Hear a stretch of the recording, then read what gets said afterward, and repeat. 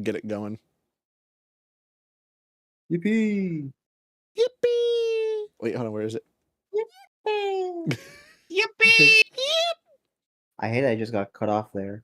I hated every second of that. Stop that. I'm taking away any inspiration you have. Damn it. Wait, but I don't have any inspiration. Damn it. Oh, I'm so okay. I had you. I had stream music going, the noise, voices. So you were repeating, but then it was like repeating again. I was so confused. Oh, okay. Also, there's no music in the game, Burb. There's ambience. That was weird. Ambiance to make Wait. it fancy. Is there ambiance? At first, I thought It sounds kind of like someone going to the bathroom right now. But yes, I don't exactly. hear it. Oh, okay. See if That's this odd. works. I didn't hear any of it. There's trickle noises. There we go. Music should be playing. I don't even hear the. I only hear You have it music. I don't hear lowered? the trickling that makes me need to pee. Oh, I hear it. I You shall don't refresh. P. It's an environment. All right. Are we ready Nice. to play some Wungeons and Wagons? Let's Yay. do it. Wah! Type 1 in chat if you're ready to play. Should you give a warning to everybody watching, Tim? What? That 3/4 That of us three people are sick. fucking sick, and I have a sinus infection. it is going to be an interesting session. I can feel Yeah. myself getting sick. One in chat. Already crazy. All right. So, last session, you guys continued traveling throughout the Underdark. I almost said Undermountain. That was the wrong place. Technically in the Underdark, but the wrong world. You had begun traveling with your new companions, Marek, Bob, and Lena the Stealer. On your way back to Schlubdebu, Rainia's hometown, place where she's set up a nice cozy spot for her to live and, put down some roots. Now, things aren't as easy as you'd like them to be. This isn't just a normal waltz through the Underdark. While the Underdark has its fair shares of danger, this isn't that. You are being chased by demons, and while their presence hasn't been felt the past few days, you know that this is still something that looms behind your group. You know that at one point, a few days back, Kitsaris had run off, making himself to be the bait, just so that your group wouldn't have to face a much larger, much more terrifying demon. You trust Kitsaris can find his way back home? Find his way back to you guys? But it's been a while since It's been a while. he split off. And throughout your journeys, you continue to encounter weird things in the Underdark. You encounter gnolls who currently were in the hunt for this hook horror couple, claiming that the kill and murder would be for Yunogu.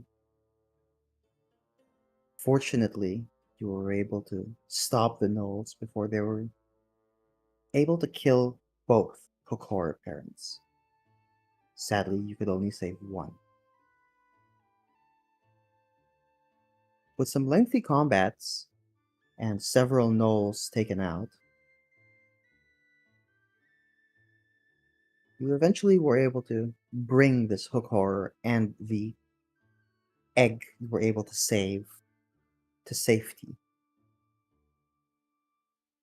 And where we left off, it was maybe a bit undecided as to what you were going to do with this hook horror now. I know you guys have ideas. You've kind of mentioned, hey, let's adopt this hook horror and the little baby, but I think we literally ended Let's like see what at will the happen. end of the encounter. at the end Yeah. of combat, indeed.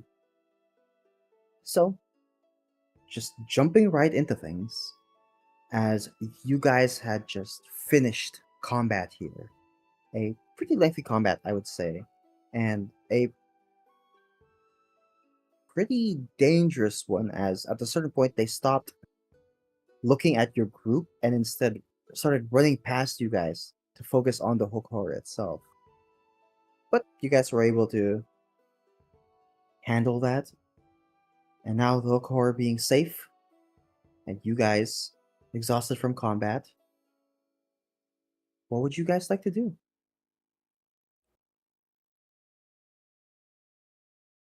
How much damage did the hook horror take?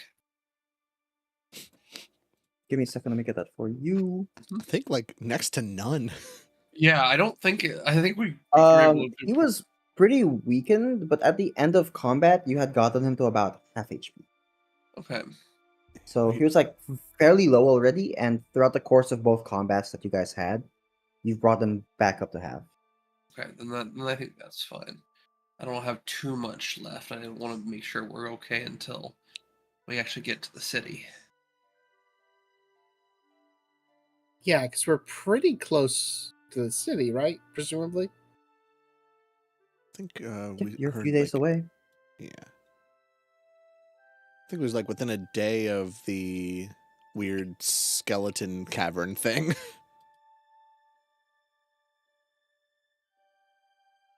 And we were close. How does the hook horror look right now?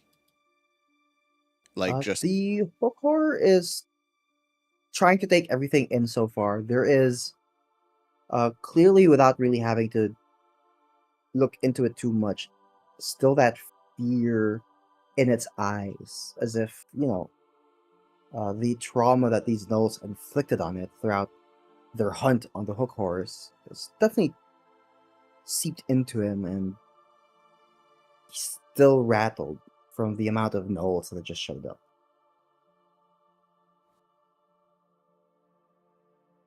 second question.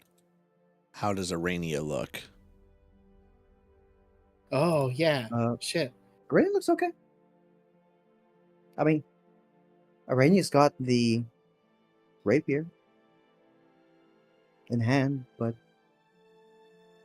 Arania looks like Arania.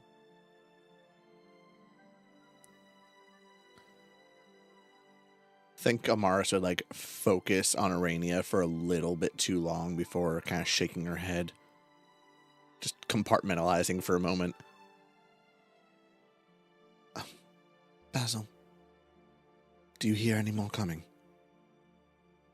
Let me see what I can do.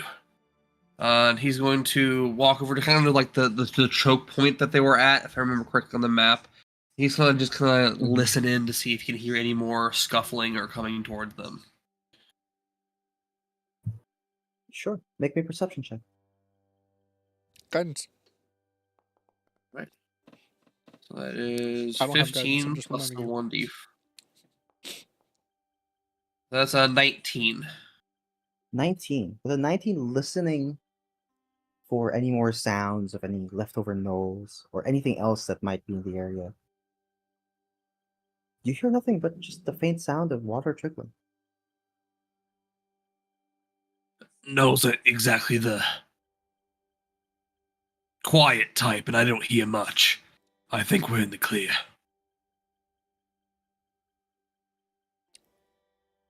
I have one last question, and it's something I realized at the end of the last session. Didn't we have a gnoll tied up? Yes, Oh no, we he was killed, right? Yeah. You did, yes. Who is holding him? I thought we said that Basil was like moving him, so we probably left him at the entrance to the area once we started the fight. he still Mhm. alive? You Might as move well on go check over. on him. Check on the knoll. Yes, still alive, still unconscious.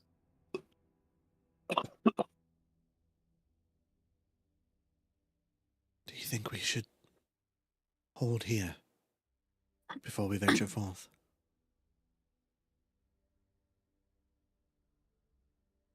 Is there evidence that this place was like their campsite, Burb, or like any sort of like bone totems or scrap piles of scraps, stuff like that? Looking around, you notice that there were certain parts of the cavern that were used as like a temporary encampment. It isn't something that they, permanently set down, but you do see some pieces of what look like dried leaves or straw that would have been used as some form of bedding.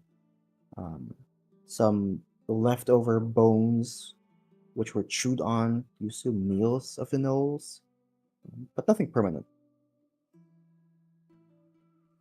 I don't think this place was a sleeping area. And considering we just wiped out most likely a whole squad of them, I doubt that there are any coming nearby. Of course, it's just my opinion, and I don't have too much experience with gnolls. We're still, like, what, halfway into the day, right? Yes, you are. Perhaps then a short breather. Regain ourselves.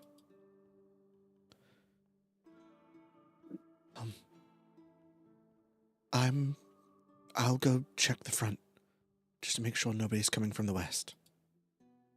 And Amaris is going to, like, hurriedly, along with the knight, exit for a moment and sort of, like, check to see, like, out that exit where we were starting to make our way towards.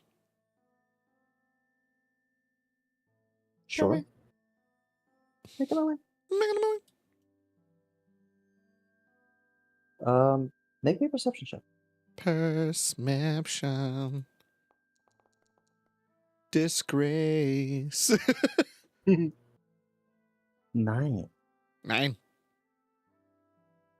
Alright. With a 9, I mean, you continue to scan the area and just, make sure things are clear. And so far, from what it looks like, doesn't seem like there's anything here.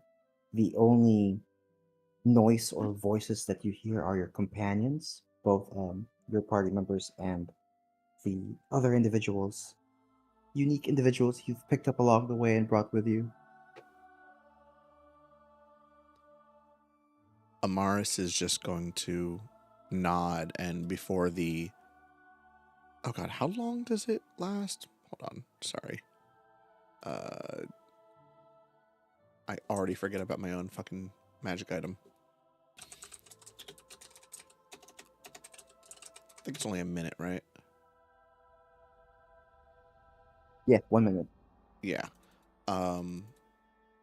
Before it goes away, she's going to look at it and just...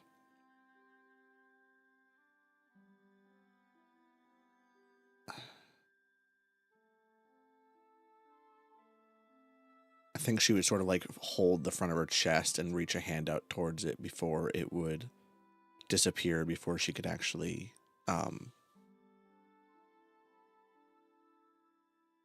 even reach out to touch the knight at all.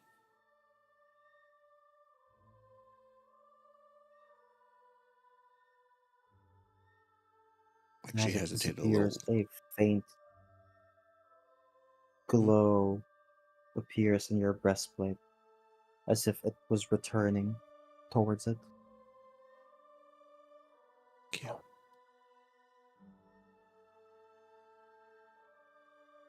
All right. And after just gaining her bearings, she'll return to the rest of the party. Path forward looks clear for now. But I don't think we should linger for very long.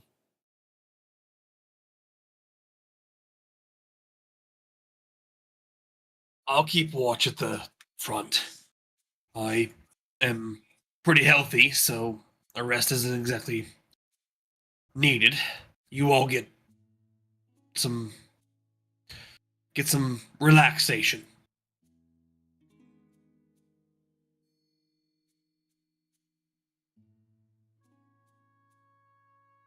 All right.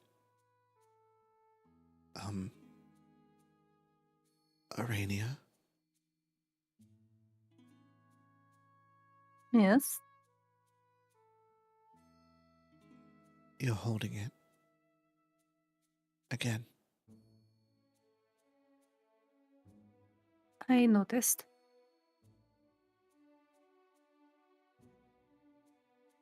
Can you put it down? Not. Shutter? She's more so asking if you're able to rather than for you to do so. Sure, I can put it down.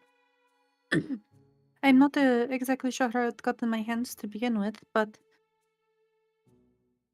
I'm That's- not going to lie, it seemed to be doing more damage than my other weapon. Came more naturally to you at the very least. No, for one instance it was helpful. The box is still locked, right? Yes, the box is 100% still locked. And now we don't have a fucking key to open it up and put it back in.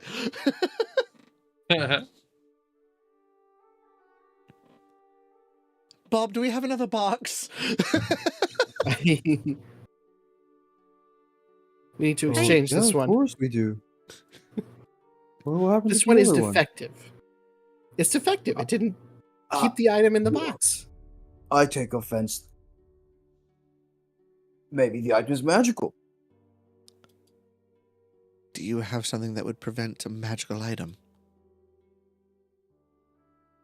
from escaping? Sorry, no. I don't think I've collected such legendary boxes yet. I wish I did. I really do.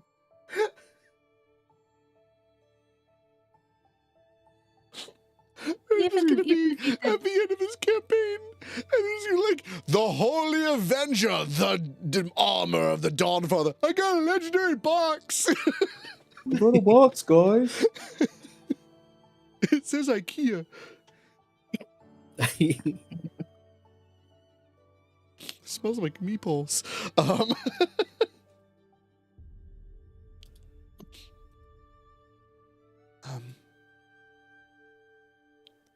I doubt any container is going to hold it. It was at least a good attempt. Do you think, it was. would you be okay with at least wrapping it? Dear, I had it wrapped the first time before you asked me to put it in a box. I can go back to wrapping it. I'm still worried about you, but at this stage I'm also a bit worried about, well, someone else seeing it. If we were to be visited within the tunnels. Is there anyone that we should keep an eye out for? Plenty. I think many drow would seek an item like that. And some are more dangerous than others. I will keep it well hidden then. But if it's not having any effect on you, then that's good. I feel fine. And I've not made Liar cry yet, so I don't think I've become a bitch yet. That's the parameter. Liar gently puts down the children, slides them towards you. Don't say the new word until after I'm out of eyesight. Ballsack. Ballsack. Like Koichi. Eventually, Lyra runs out of Oh. curse words and just starts teaching like fucking Gen Z words. Mom, that's cringe. Arguably worse. Oh god. Arguably worse. The Rizzler.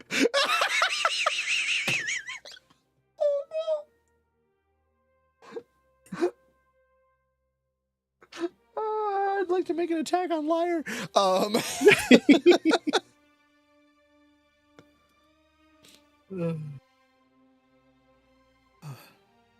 We, looking towards the hook horror, really need to find somebody who can speak to them, though.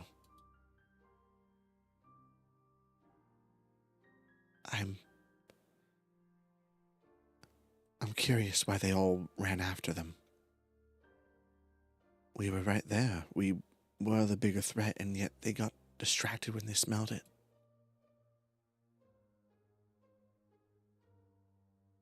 I unfortunately do not think that there is anyone in the village who speaks Hookwater, but how are we going to convince it to come with us to my home? Performative dance. Amaris looks like she was I- about to go speak to it, and then hears that from Lyre and just kind of gives a go on. I believe that it's called charades from our village. Performative charades. Or as some would say, charades. Oh, God. But, Well, you go on, be- Lyre. yeah, Give be it a dance. See if it dances with you. Like some spiders Aha! that may think you're trying to I was Never so mind. hoping for a nat 1 so you would have offended it somehow. What are you trying to do, Liar? Oh, God, I have to describe it? Ah, Mhm. I guess. Fucking. I'll. I'll put my hands into hooks and just be like, oh, I'm scared and sad. I carry my child. A village of fish people. And then just like flop on the ground for a little bit. Bloop, bloop, bloop, bloop, bloop, bloop. I don't eat them. They are friends. I go to embrace them, but like turn my head so that I don't like, so it doesn't look like I'm eating them. Me and the baby are safe, and I do like a ring around the rosy. Jeffrey hates this, by the way. I am dying. I'm so sad that Basil horror. isn't watching this. Hookor looks at you, kind of tilts its head to the side, places the egg down, looks back at you, starts flopping on the ground like a fish, and then starts moving in a circle as if they're going, fish people safe? Kind of like. Yeah, I really hope so, because I don't actually know this. I really hope you were gonna say the Hokora just looks at Lyre and goes, "Dude, I can speak common. Shit, what the fuck do you want?" The whole time! Look, if I didn't establish that he didn't understand you guys earlier, 100%. But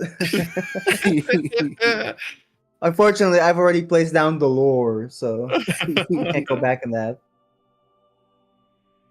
The TM cast. Hookor picks up its egg and looks like it's understood your message and is willing to follow along. Hooray! Just let me add the Hookor to the list of things that are in your merry band. just right in the option list. Mm. Right. Things I can murder. Hookor and its child. Oh my god. Gotcha. I am a master. Oh my god.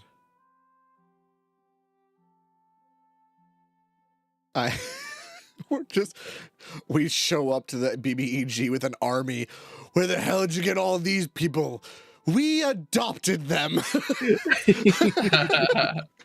And you're next. Oh, really? How convenient. Meet your swarm. Oh, One of my children must know counterspell. Looks at extensive list of NPCs. Nope. Oh fuck. Oh no. Oh no, we you gained guys him adopted were experience. monstrosities. How? Oh god. The BBEG is a player character. We send an army after them. They kill them all so they get enough XP to be even stronger when we have to fight them.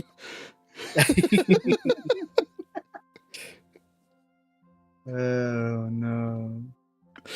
Burb furiously writing down notes. Yeah, totally not gonna do that. Nope. No way. Anyways, what are you guys up to? Well, apparently the best streamers are on streamboo.com. Ooh, Yeah. I'm going there right now. Considerable splinto. Yeah, that is reported.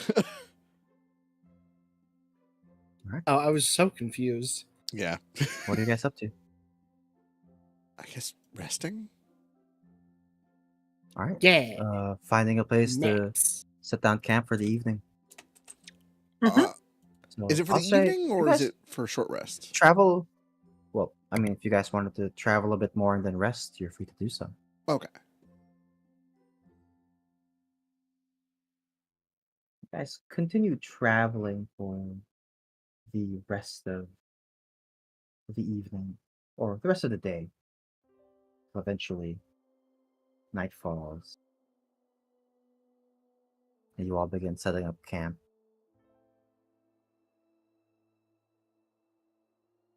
Thankfully,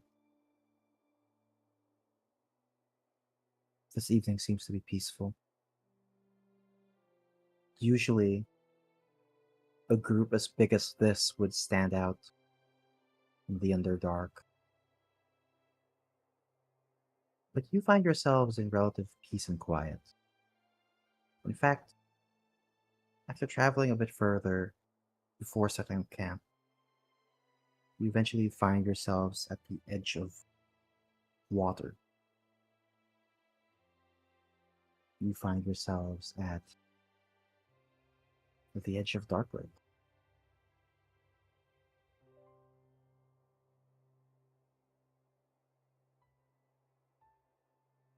However, from what it looks like, there are no ferrymen at the moment to take you guys over to Schluderbrook.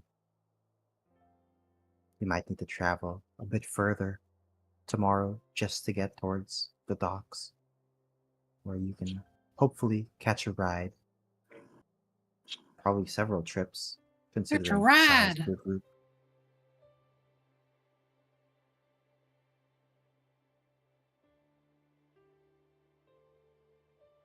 But you all get some sleep, get some rest for the evening. Eventually, waking up the next day, unless there was anything you would have liked to do during the evening.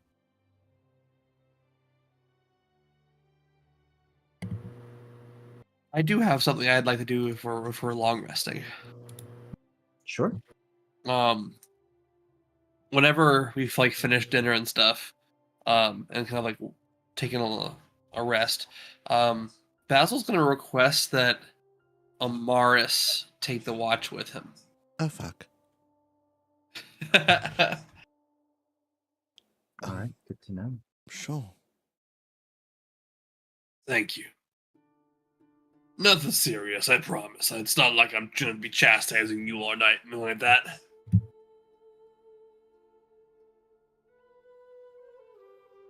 But kind of whenever you get some sleep and Basil's up making some of his special hot chocolate and adding a little bit of cinnamon on top.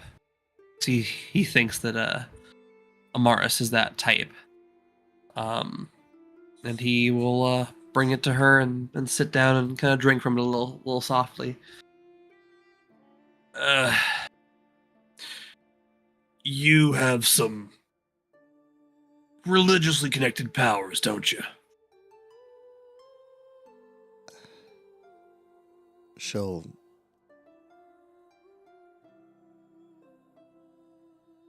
She actually, I'll even say for going into this conversation, she is definitely less of the sort of like whatever semblance of confidence she normally carries. It is that lesser degree similar to when the bouts of madness took everybody back at the prison. Not as extreme, but definitely showing. She'll touch the holy symbol on her armor. Yes.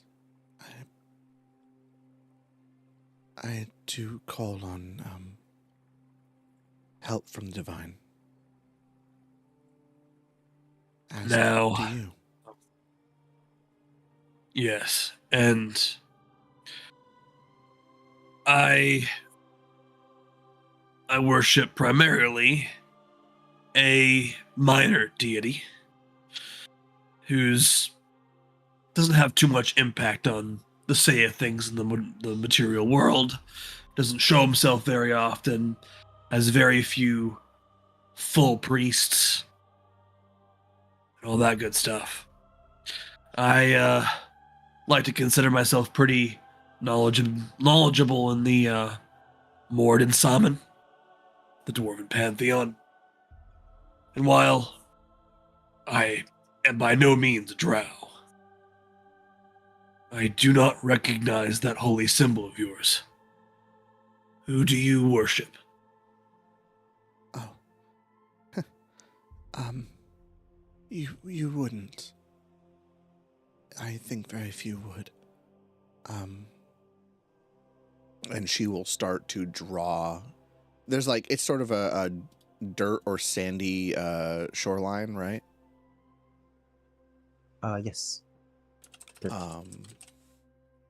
She will begin to draw in the sand a crescent moon that is interspersed with an arrow and a string of a bow within the crescent moon. You would likely know this symbol closer to something like this. As she will draw the holy symbol of the Moonweaver. And she'll touch the one on her chest. My people, not drow. I should tell you I actually haven't spent time around many drow over the past century. Ever since I was able to escape them.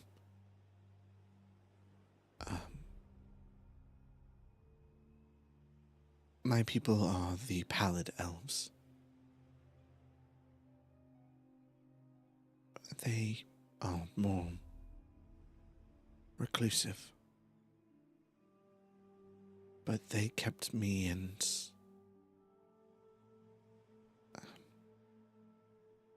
kept me safe. And the Moonweaver has for the centuries since the calamity. She is one who I call on for protection. Does this have anything related to this whole, what did you call it, consecution thing? Oh, no, actually. Quite the opposite, even. Consecutions are generally done within the light of the Luxon. It's much more of an Eastern religion within Eastern Wyandia. I don't think it's quite as widespread out west. My consecution was happenstance.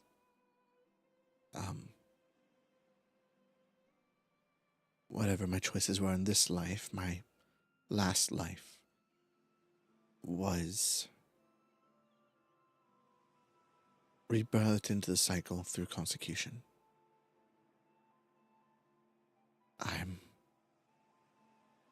not actually sure if the cycle would continue right now. And forgive me for asking once again, because it's up for this old traditionalist mind to wrap themselves around it. This whole Luxon, you said, is behind the reincarnation of one soul into another body. Is that about right?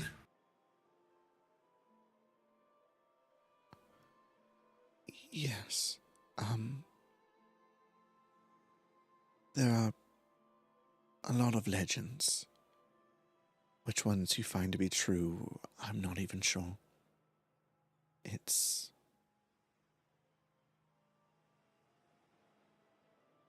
is a light that I would love to find comfort in were I to actually see it. For now, it is whispers of past centuries that I can't fully remember.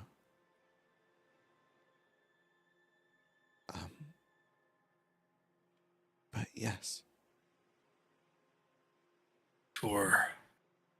Forgive me for saying this, and there is no way other than to sound quite rude about this, but that sounds like quite a sad existence.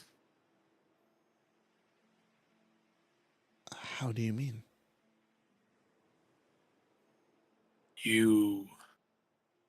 Your soul will continue to inhabit the mortal plane for however long that you are forced to inhabit a body. You will never feel the paradise of an afterlife.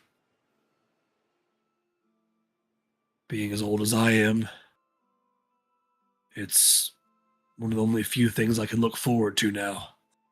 Getting to rest after 300 some years of toil. To be told that I'd be, I don't know, forced into another body after I pass on it does not sit well with me. If it helps, it's not forced. Well, in most cases, it is. In most cases, your past life's consecution does not dictate your current. You can make the choice for yourself. Several have. I know others who have sought to leave the Luxon's embrace. It's not common. I'm hazy on the subject. I didn't learn through the Kreen dynasty. Just someone from there. I see. From what I understand, those who relive their lives enough sort of ascend to a higher purpose. Something to do with rejoining the Luxon, likely a similar belief in an afterlife, though after one that has been sent through several lifetimes. It's unclear to me. And rather dangerous. But, it's not forced on many.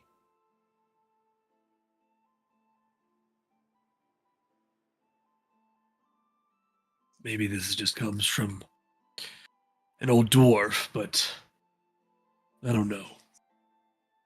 It just seems like an unfortunate way to continue on. When I pass on, I hope that my death and my soul will be celebrated for what it was, not what it will be. And my soul can rest in the eternal party that I'm sure that I will receive when I pass on. I'm sure it will be wonderful. Were I able to travel there and back, I would love to visit. Hey, I got at least a couple more years, I think. How about more decades? Fine, I know the dwarves can hang on through sheer, what do you call it, stubbornness. I don't have to consider myself quite a stubborn dwarf. I'll do my best to hit that couple decades just for you. And he'll reach over and fatherly tousle your hair.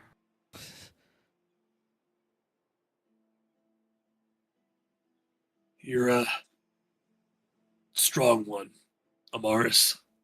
I can tell.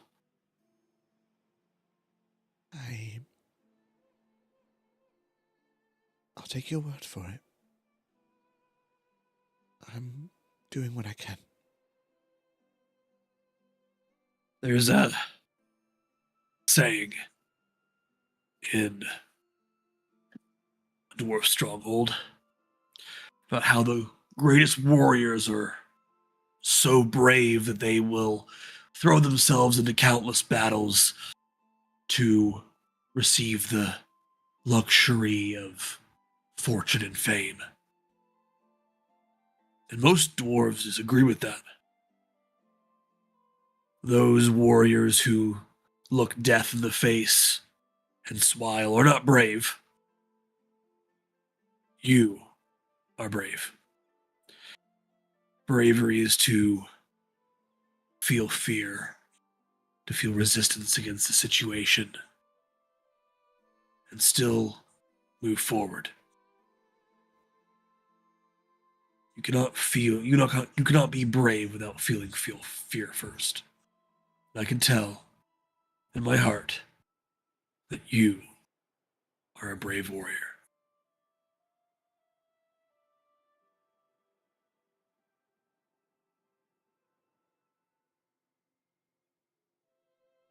She holds on to that for a moment, I think. Like it's either words she's tried to tell herself or words before that she's tried to believe, and even now she's trying to add that to her belief, though struggling to do so.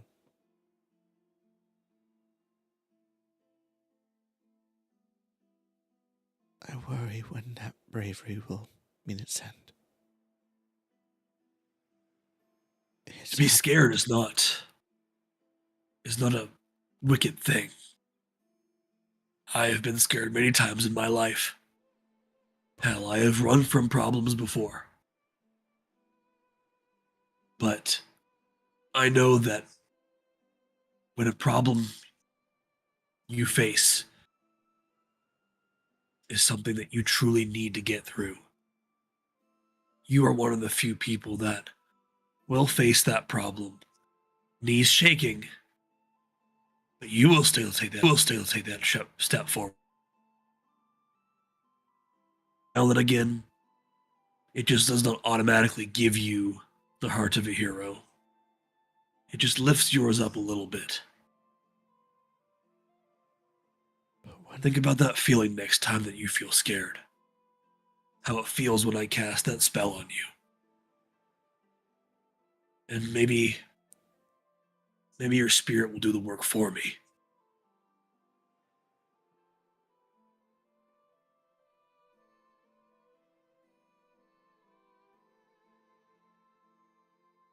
My fear now is that my bravery will run out. And when it does, it will be an ill-favored moment.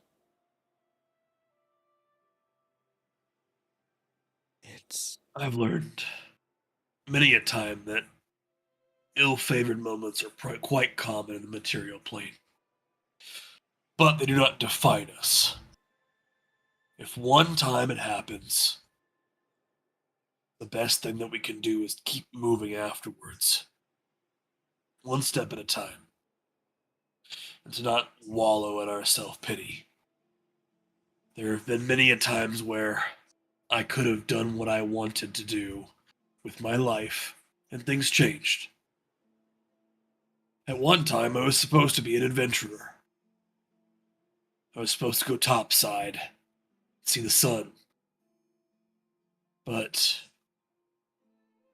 things happened, and I don't regret them.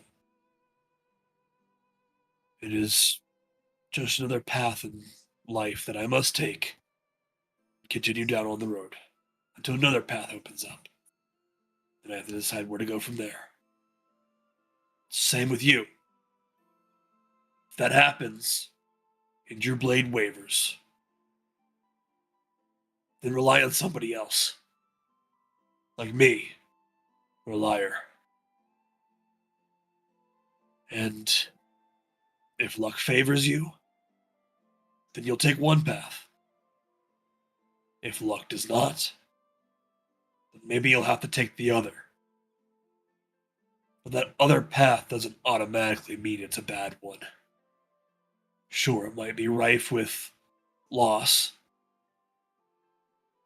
but at the end of that pathway, you might find something even better than the one that you would have gotten otherwise. What truly matters is you walk that path and not just stop.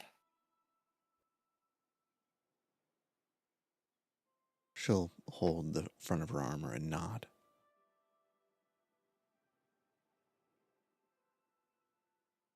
How about you all that time ago? Cooking, probably. You know, my wife would like you a lot. She's a little bit like you. Has a warm heart.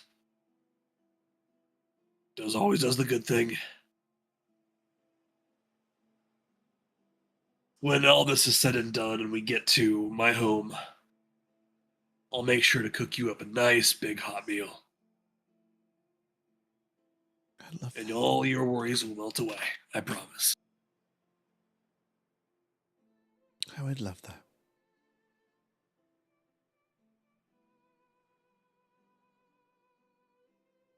And I think with that, Basil will raise his steaming mug and kind of clink it against Amaris's glass, unless Fetty has anything that he wants to say at the end. I think the scene fades out. I think Amaris definitely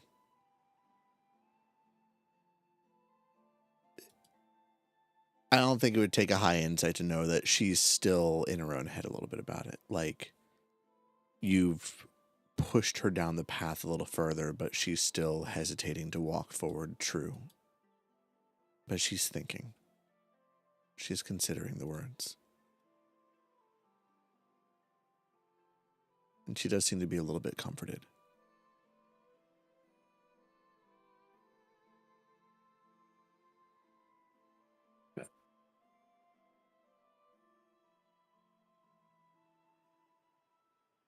I guess we move on.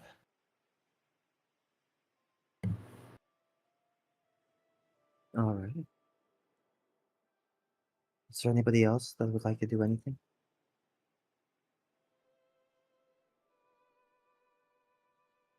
If not, then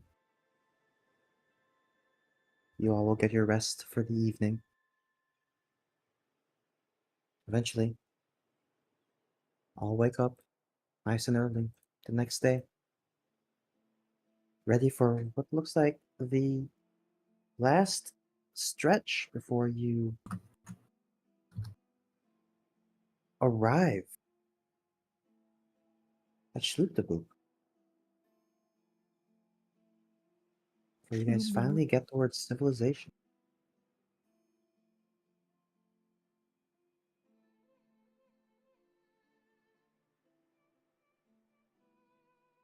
As all your companions begin to pack up their things and some quietly look towards the dark waters of Dark Lake. Some people can't help but wonder what lurks beneath said waters. Other people don't wish to find out. You know that if you were to traverse this lake on your own, it would be filled with trouble. Lucky for your group, however, Arania knows the way and can lead your group over towards where several Kuotoa ferry others to and from Shloop de Boop and the rest of Darklake.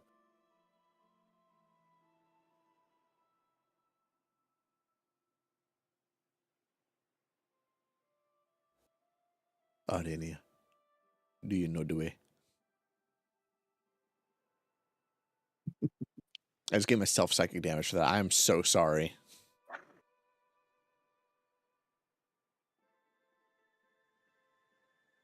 I want to As say yeah, but I don't know if I want to reply to that. Oh no.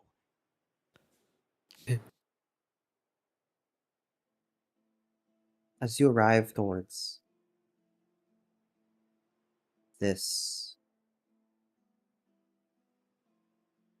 dock with a long, singular canoe-like vessel that's kind of carved to resemble almost an anglerfish in a way. You see a singular Kuotoa who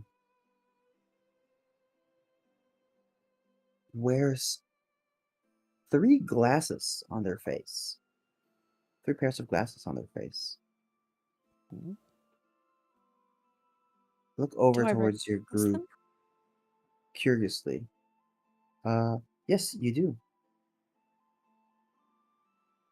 In fact, he recognizes your face too, as he immediately smiles and kind of gets off his boat and runs over to you. You recognize this Kuotoa as Triple Trip. I'll put this in the chat for you if you'd like. As he falls over 3 times. Surprisingly, only 2. Damn it. You ain't living up to your name there, Triple Trip. But yes, it is this long-limbed Kuotoa with 3 pairs of glasses. He wears a hat that looks like it's made of stitched fins, and he kind of runs up towards you, Arania, and goes, Arania, back. Triple Trip, it is so nice to see you. How is everyone? Yes. I've heard some things. Oh, yes. A bunch of things have changed in Shloop de Boop. Many people dead. Oh. From the cult? Oh no, there was a hatching recently, and an accident happened. Unfortunately, not many made it. The young or the elderly that they're tending? The young, unfortunately. Anyone's clutching particular or? It was a bunch of them, really. Things have been different. The weeks you've been gone. I'm surprised by the amount of change that happens in such short bursts of time, but who am I to know? I just ferry people to and from.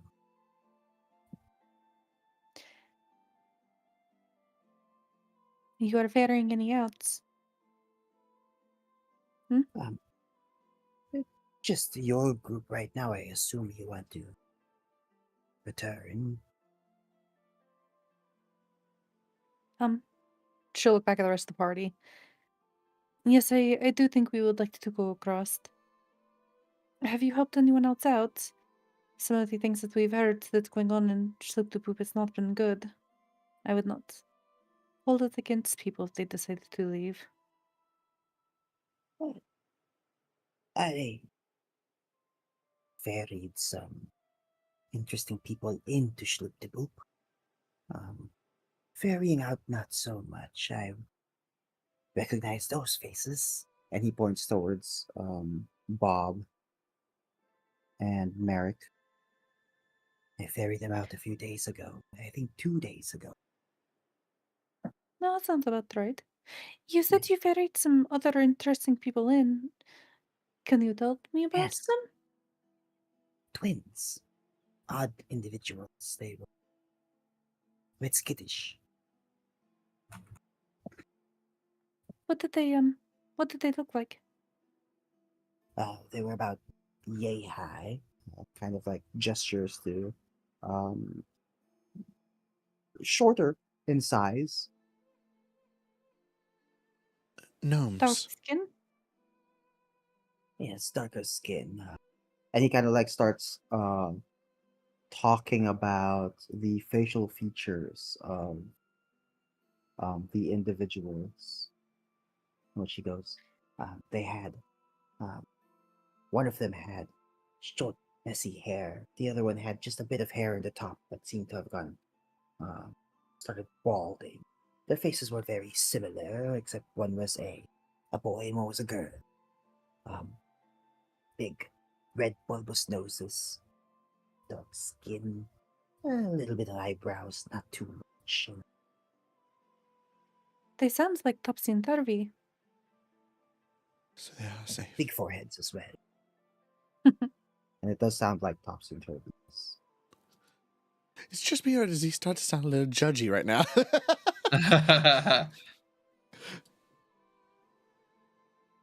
And you are aware, Arania, that Triple Trip never forgets a face. He is very good at remembering the people he ferries to and from Schlütterblut. Did shortly after I did not come back, did you ferry my father across? Shushar, no, didn't. I offered to ferry him across. He said he would swim. Do you know if he ever made it to the side? Never heard from him, no.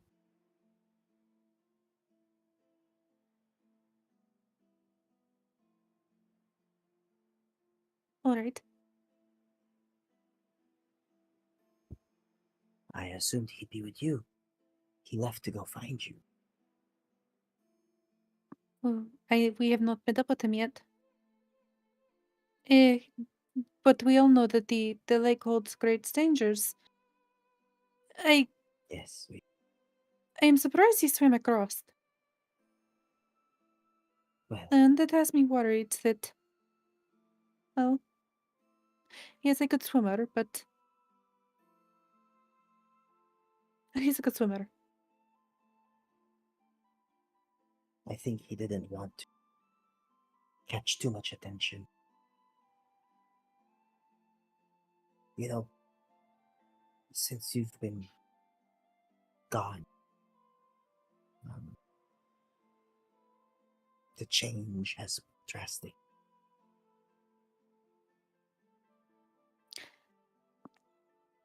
Can you tell me what kind of change has happened in town? I have heard a little bit of it from my brothers, but firsthand of someone who lives there would be better. Right, what?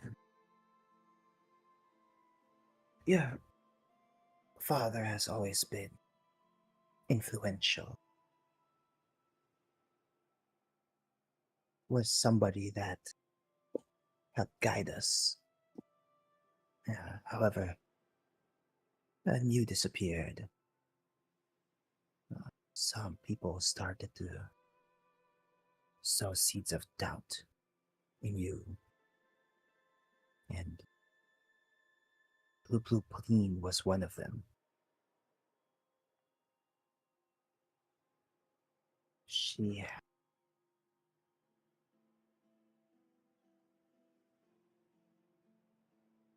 started to worship something else. The Limugugun is what she started worshipping, and it's gained traction. Many have converted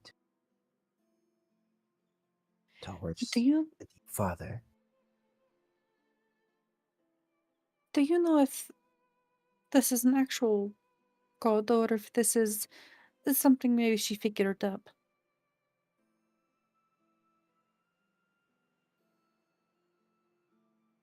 Actually, a god? You're kind of asking this question, in which oftentimes Kuoto will have a hard time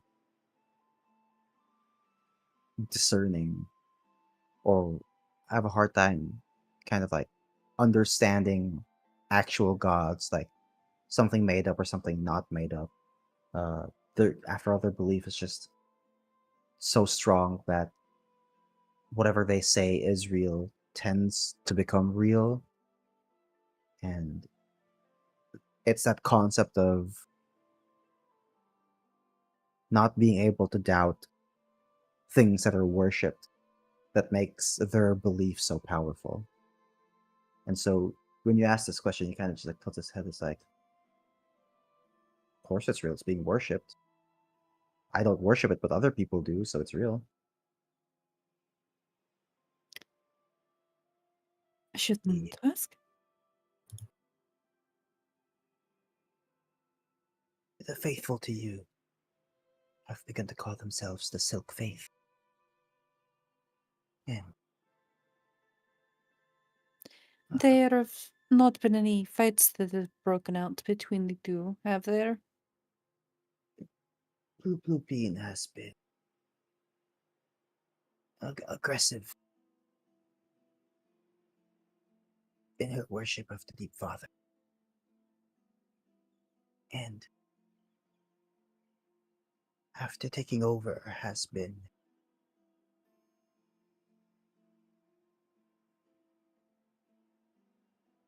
slowly driving away the Silk Faith.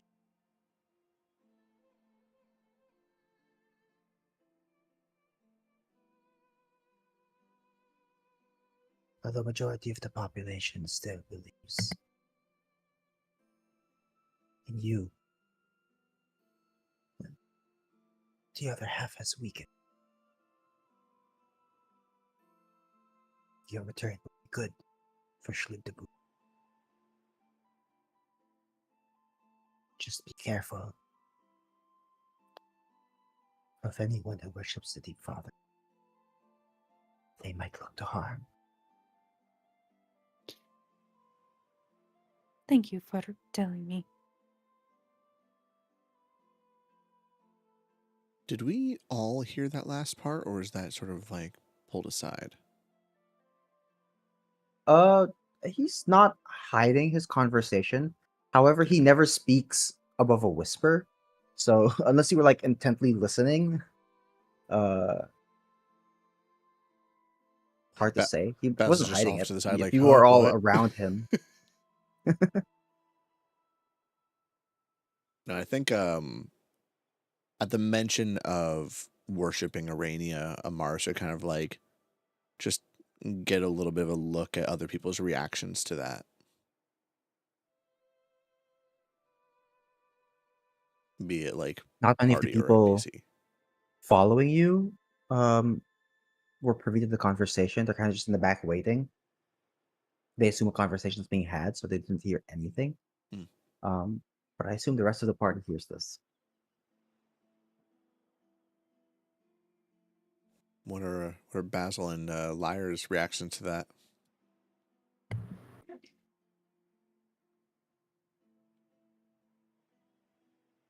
Stunned silence. I was waiting for Liar. I was like, okay, I'm waiting for Liar, but Liar was waiting for me. You don't really see much of a extra reaction from Basil. It's more of like he's taken the information, he's kind of not suspicious, but he wants to make a better judgment when he has more like experience with what's going on. To see for himself, I guess would be the best way of saying it.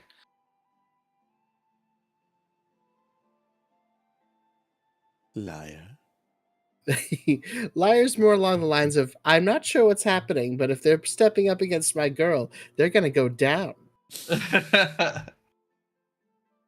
Mars kind of like is almost relieved at the like low reaction to this.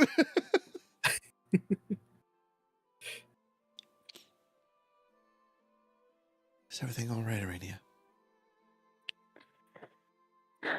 For the most part, it seems like there is some minor conflict between the current religions of the village. But we should be fine to enter and get you all a place to stay for the moment. And Kitsaris.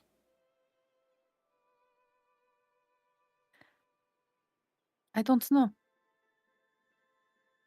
I would hope that he would be able to find his way back if he is not caught by whatever those things were. But if he lost his way here before and then lost his memories, I can't say whether he would show up here again or not. He does have a good sense of smell and is good at tracking.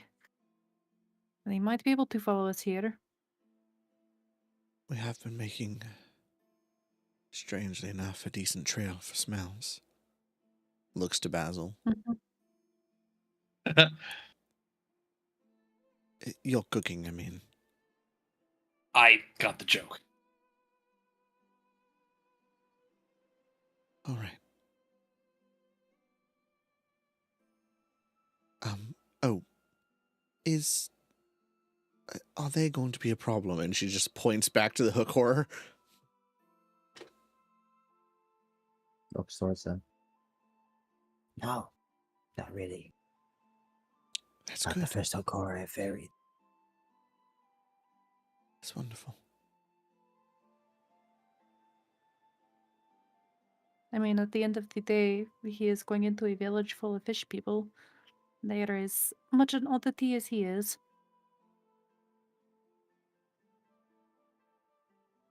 How many can fit on the ferry?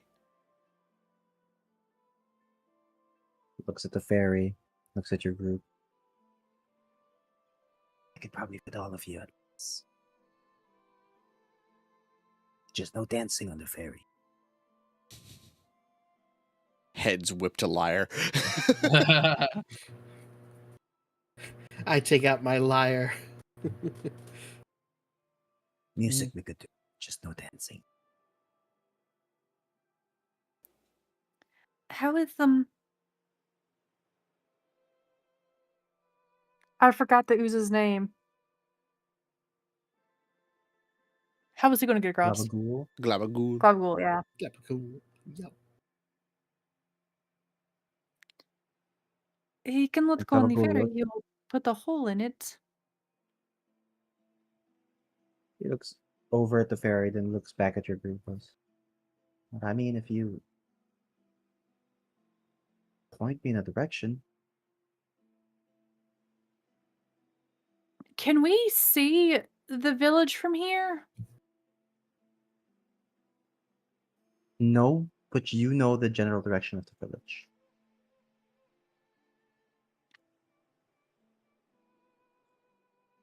I know you cannot see any lights from it. But go in that direction, and she'll point in the direction of the village. Go straight, don't make any turns. All right, I can't see lights anyways. Kind of just like starts gliding across the water. Motherfucker's a water bug. Oh, well, if he It's can there glide across before the us. water, if he can glide across the water, I can just go with him to make sure he doesn't get lost. And then as he's gliding slowly but surely, he starts sinking. Never mind.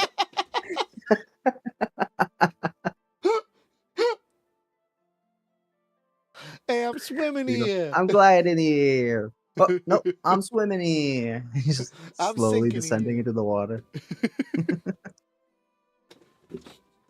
At the bottom of the lake, just passing by the fucking like bottom feeders. Hey, I'm walking through. I'm walking. Watch him Eating the never make it. crabs. Watch him never make it because an underwater current pushes him like slightly to the left, and he goes in the completely wrong direction. Oh, I wonder if I can do this. Hold on. I'm walking. That did not work. Oh, that was bad. Commitment. Good enough. Triple Trip then goes, all right, everybody get on. And he looks towards the hook horror and he starts making these weird clicking sounds. Horror walks on. Yes! We found one. You speak hook horror. Just a bit. I just let him know what my name was. That's all I know. Oh, okay. Ah. Damn it. You're lucky. We were about to adopt you. I'm too old to be adopted. We're just fucking collecting like the different species of D&D like it's fucking Pokemon. Like, all right, we got hook horror. Go, Kangaskhan, hook. Oh my god.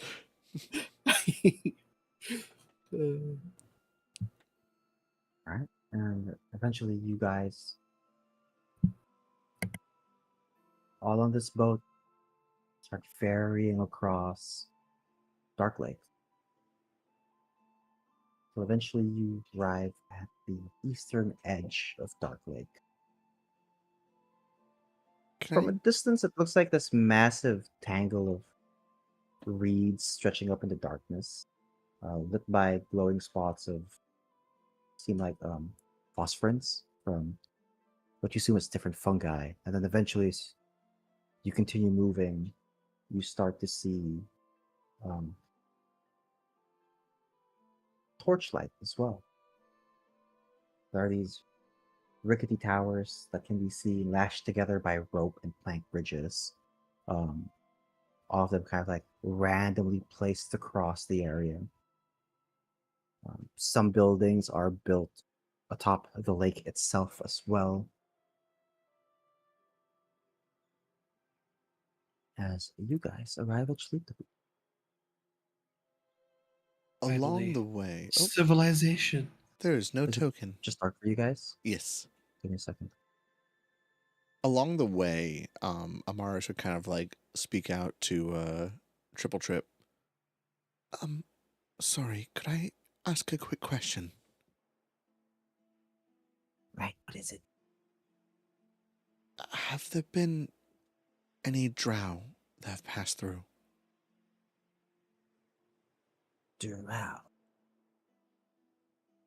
No, not that I remember, no.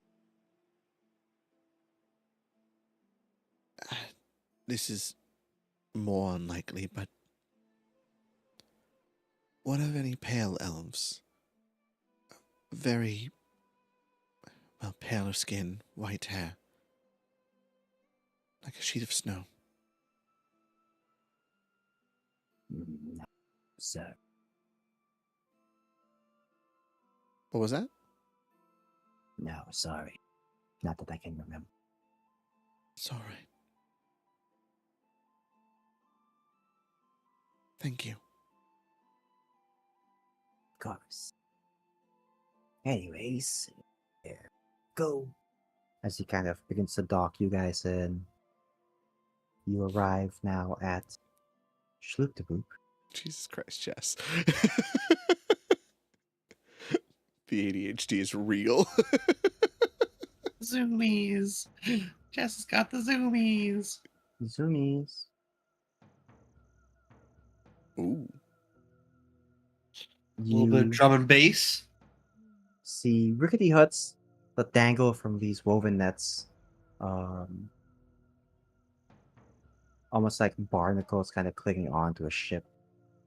You see rope bridges swaying constantly. You see each door, or what would be a door, is instead this curtain of woven threads. There are painted shells that almost look like offerings that hang from every doorway as well. The place smells of fish. And like, when I say fish, not like regular fish, but like bad fish. Fishy fish. It's a, yes, rotten fish here. As you land in Rainier, what you would recognize as the residential district here of Schlütterbuch, also better known as the Tangle Nets. Does it normally smell like rotting fish? No, it usually smells of normal fish, not rotting fish. The smell has gotten worse since you've gotten here. It's always had its charm, but it's definitely not in a good place. Right. It's certainly pungent. Believe me, the smell is not always so bad. I'm going to go get you guys settled, and then go see what is going on. Arania, any chance that there's some sort of bazaar or market around here? I'm assuming there is one, but God is there. Yeah. Do we have a market? Not so much a market, but there is like a general goods store here. Schlütterbuch isn't a massive town or city. It's a small, humble gathering of several Kuoto and others that um, find their homes here. So a need for markets isn't really there. Even then, a lot of the uh, people that live here uh, prefer to barter with each other instead of like buy or sell. A lot of the trading here goes, "Hey, can I have your fish for my fish?" And that's pretty much how it goes usually. Unfortunately, Basil, we do not have a market. We have a general store. If there is anything more specific that you are looking for that they don't have, you'll have to find someone who has it that's just willing to part with it. Gotcha. I was just looking to grab supplies before we left here. Name drop the general store's name. Sure. Net Knots and Notions is the name of the store. Net knots and notions. notions. Damn. All right. Well, when we have a little bit of time, I might go over there and try and haggle for some food then.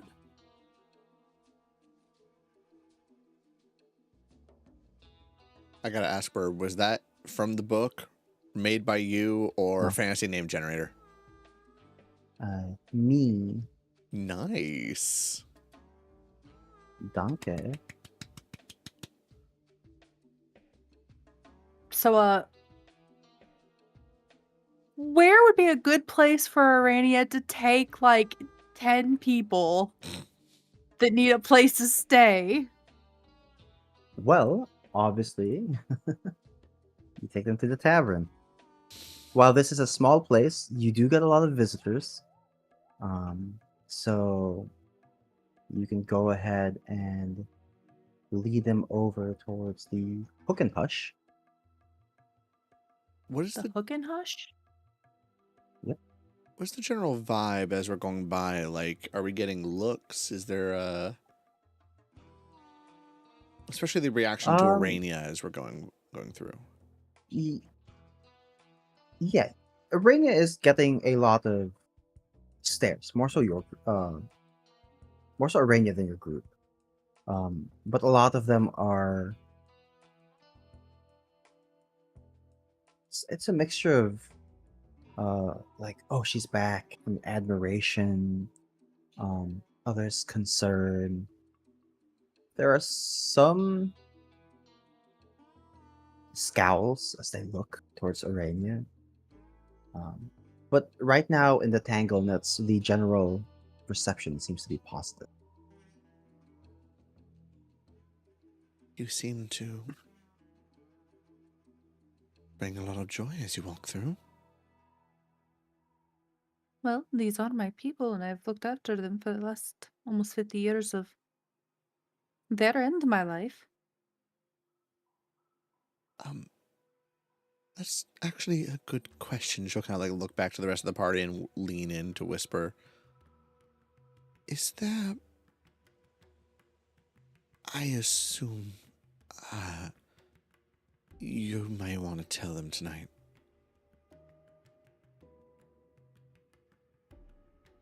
Tell them what? I'm not sure if they are aware of your nature. I think Amaris Most and, are not. what was that? Most are not. The only people who should know are you and my father, a few older of the tribe here, and whoever she told in the group. I think it was just Amaris and, Jim Jar, right? Yes. Wait. She kind of like looks around to some of the Kutoa. They aren't aware. Yes and no. Some of the older ones are. The newer ones, well, if they haven't found out by now, I would assume I am just kind of like a leader to them. I see.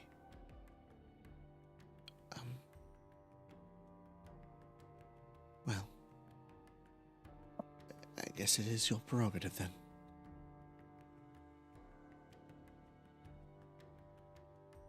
I will give it some thought. And also, we'll see what happens when I go to talk to, Lupopleen about this other god's business. Are you doing that right away? Well, I was going to go get you and our group of people a place to stay. Go home and see how the house is going.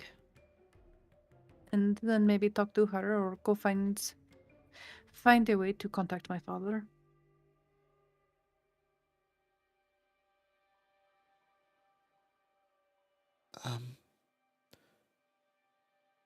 Rainier, do you mind if I say, I know you're very strong, but kind of like looks around at whoever she spotted was giving glares.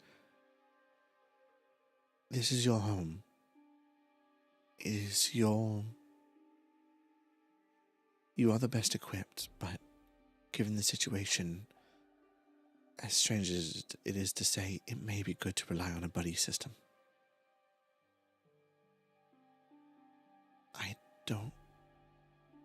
I've already noticed some who I believe are following this, what was it, the Deep Father? Mm-hmm.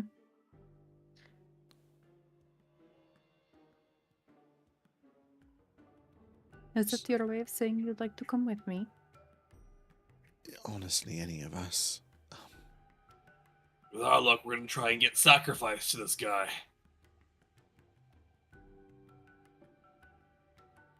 Hoping we at least get one night's sleep under a roof.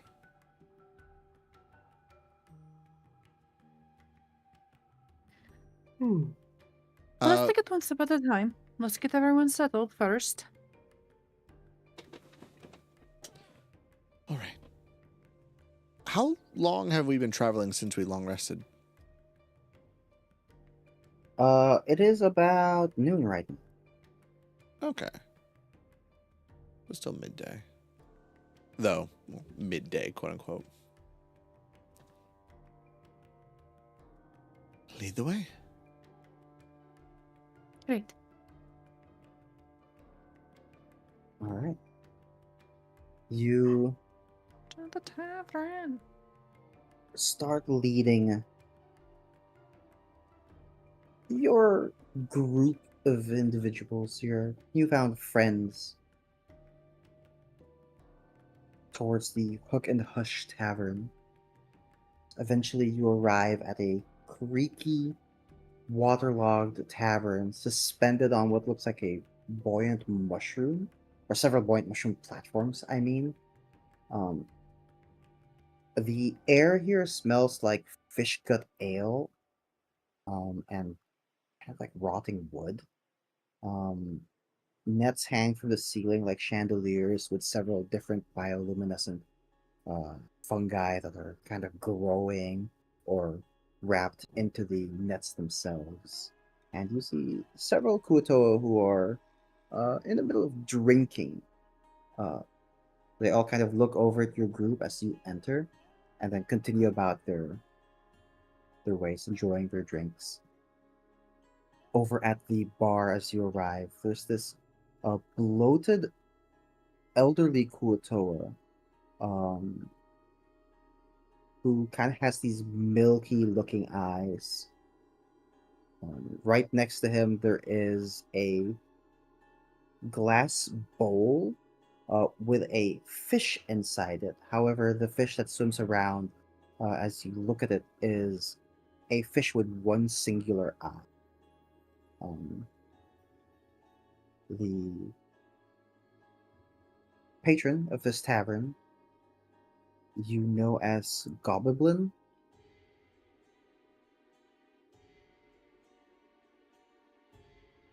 Rainy will Guy. walk up to the counter. Goblin Theater. Kind of like turns over towards where your voice came from. Goes, oh, Orania. Is that you, my dear? Yes, I'm sorry I've been away for so long. I'm glad to see you. I'm glad to hear your voice too. And kind of looks or gestures over towards the bowl. Eyeballs. Come here, get closer. It picks up the bowl and faces it towards you. Let me get a good look at you, Arabia. Ah, yes. Beautiful as ever. Thank you. You are too sweet.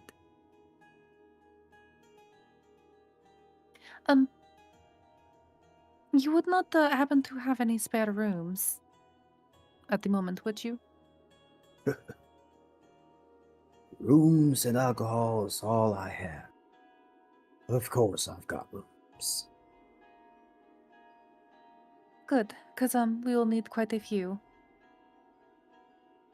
How many rooms do you need?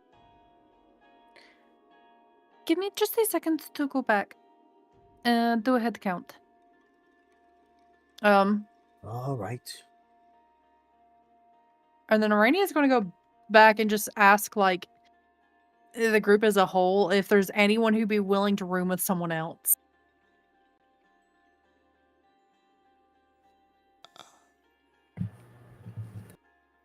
Like someone else in the group or like a different fish? Someone else in the group. Because, I mean, we have, what, like, almost 10 people? Like, not just us, but an MP, like, we have You have Eldith, you have Seraph, 5 or you 6. have Jimjar, you have Ront, you have Bob, you have Merrick, you have well Globagul's not here. The Hookors, you have the Hookor. That's 8 people right now. Yeah, that's not including us. I don't think he has 8 rooms available.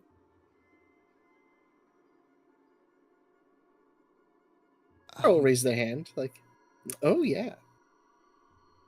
Later, what are you doing? Put your hand down. You're staying with me. Yay!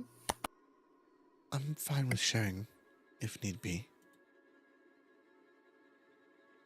Just for... She'll, like, pull everyone away from the rest of the party. Just for now, if any of you would like to stay with me, you're more than welcome. How much room do you have? Well, there is my room. There's my father's room, who is currently out. There is a room that I made for Kit a while back, and he is also out. I have a living room with a couch that could fit I'll take a Kit's pair of room. people. I can take the couch if need be. All right. And then there is also the nursery, which I suppose now I have to add another bed in for. She'll like turn to look at Lyre. And I'm assuming you'll be staying with me. Yay! Great.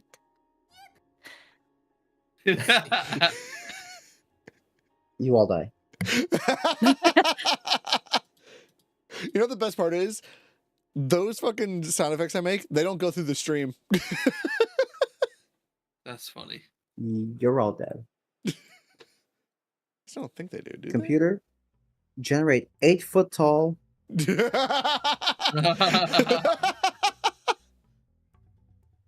Also, I'm kind of curious. Let's see. Blank versions of Bryce Dallas Howard and Eva Green. Reprogrammed to give them severe maternal instincts, but make them think that having with someone. Anyways. I know Everybody exactly what you're talking about. Oh, yeah. Nope. Designate me as their child. Doesn't it continue on for a guy being like, we don't It does have a continue on. holodeck? Disengage safety protocols. Safety protocol.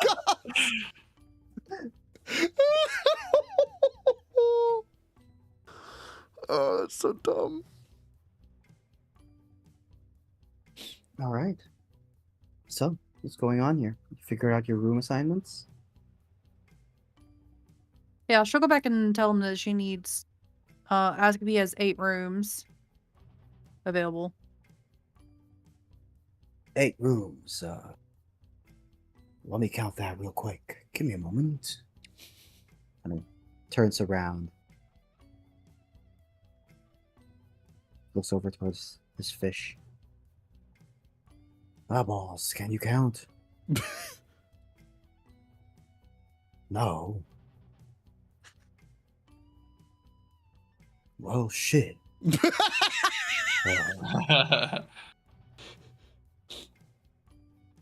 Starts What? feeling around for some keys and goes, and a 1, and a 2, and a 1, and a 2, Oh and a 1, and a 2. You know, And a motherfuckers have been paying this guy in copper And a instead of 1. silver. And then he places about 16 keys onto the table. I have about this many keys. We will take half of those if that is all right. How much do we owe you? All right, give me a moment. He takes out the saw. Half the keys. He starts sawing one of the keys. You'll Oh have to give me a no! Wait, moment. no! Oh. No! Am I doing it wrong? He's a little odd. You'll have to excuse him. Internally, Amaris is just going, how has he kept this business alive? He starts continuing sawing the keys.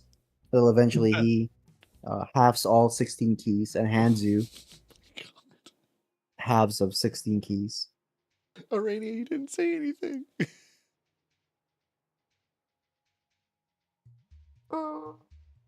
That'll be about 15 fishes. Right. Can I give those to you in a little bit? Of course, I'll put it on your tab. Thank you. Eyeballs, put it on the tab. What do you mean you don't know how? Well, shit. Are the doors for the rooms unlocked already? Yes, they should be. Thank you. I will take the other half of these keys. So, quarter keys. All right. No, give me. She'll just snatch the other half of the keys up. Thank you. I will be back in a little bit. All right, I'll just be here. I do have mending, so I'm gonna take the keys and go out and match up the two halves of the keys, mend them together, and pass the keys out All right. As to you pass everyone. the keys out, you see everybody begin to take their keys. Thank you. How much do we owe you for the Don't worry about it. keys? Don't worry about it. I've got All your right. rooms covered while you stay here and sloop de boop. And if Oh, you okay. decide to All make the right. stay longer, we can work on something then. If not, so hopefully we can help you find your way. All right. Thank you very much. No Ron problem. then kind of meekly goes up to you. Iranian goes. You think they'll let me work in the kitchens here? Are you good at making fish dishes? No, but I can learn. I am sure then they will be able to find work for you in the kitchens. I'd like to Uh, do something while I'm here at least. Oh, that is the man that you have to go talk to. His name is Gababigin, Goblin. Gabagumlin. Yeah. Goblin. You call him. You can Go call with him names. Gabi. He likes to be called Gabi. It is a Alright. nickname I gave him. All right. Guy walks over. Gobby. You see as Goblin looks over. What's up? You're not allowed to call me by that name. Oh, sorry. Goblin, can I work in the kitchens? What do you say, eyeballs? What do you mean you don't know? Oh, shit. All right, sure.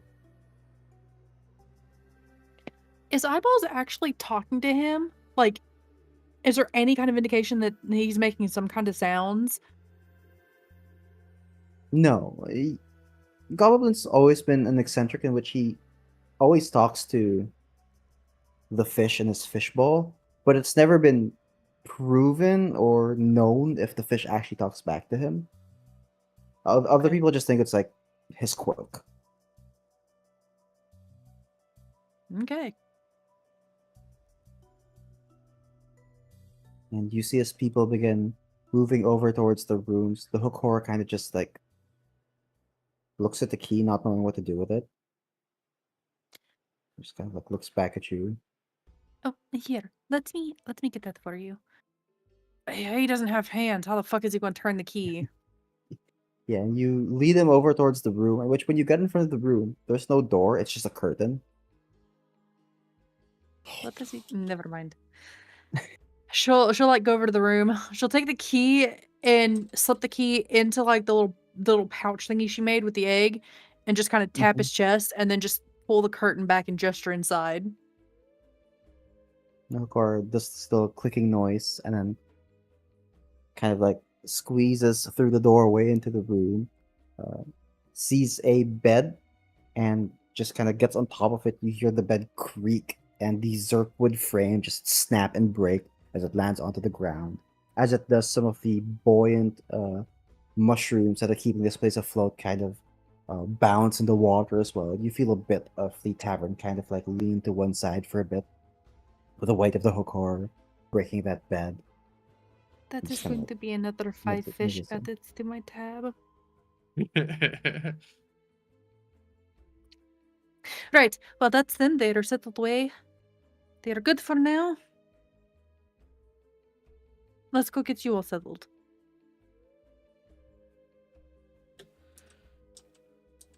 You're sure it's safe, right? For them, at least. Mostly, yes. Mostly, yes. However, with the current situation and things that has been going on, I cannot give you an absolute that they will be safe.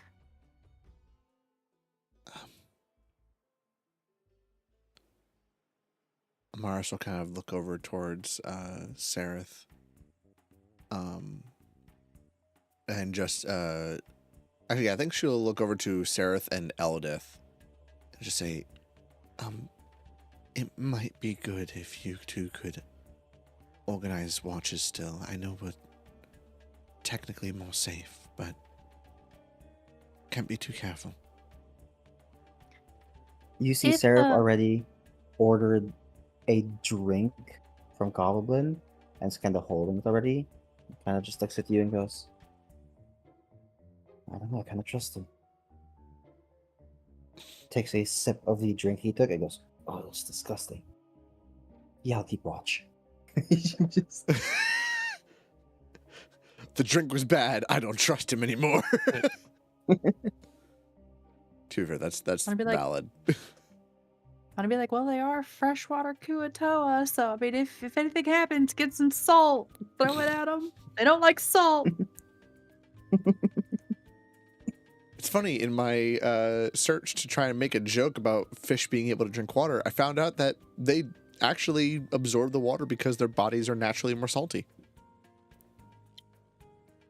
Gasp. Yeah.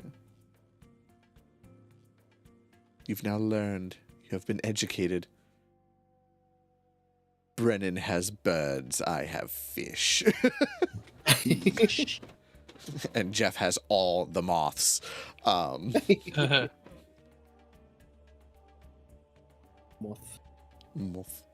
All right. Where are you guys heading off to?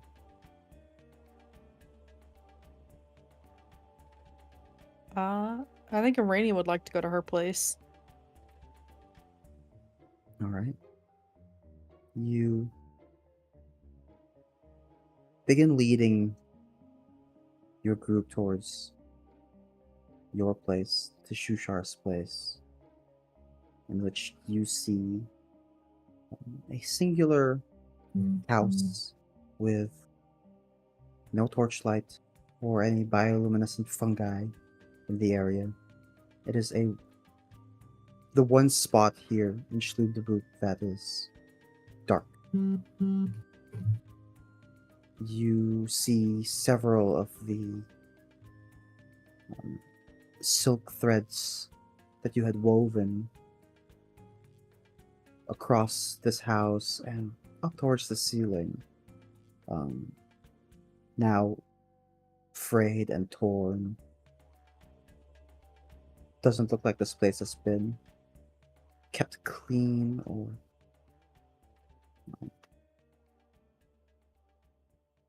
definitely also feels like people have been here before. People who weren't you or Shushar or anybody that you know. People that don't respect the space and home that you've built. You kind of climb into your little home, and it's that feeling of when you climb into it, it feels like you're entering into a dream that you've forgotten. And you're not quite sure what emotions that dream left you with. Every step you take into it, it feels like you're not sure if it's like a gentle dream or dream of grief. It's complex. Feels nice to be home, but it feels horrible to see your home look like this. I think Irania takes like a few minutes to just silently wander through their home and like her little home thingy space that she's made before coming back out. All right. Is everything all right? Yes, it's my father has not been here in a while, and though he may have had some visitors while we were both gone. In what regard?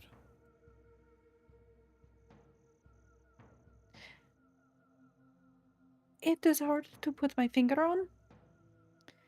You know when you've not gone into an area and for a while, and when you go back, there's just that feeling of unsettledness, like some stuff has been disturbed from how you had left it.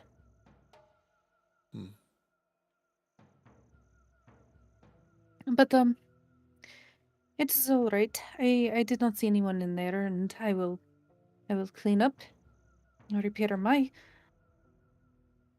portion of my home. Please, please come in and make yourselves at home. And The house is made of mine's what exactly? Oh yeah, that's for you to describe. so. Do I have?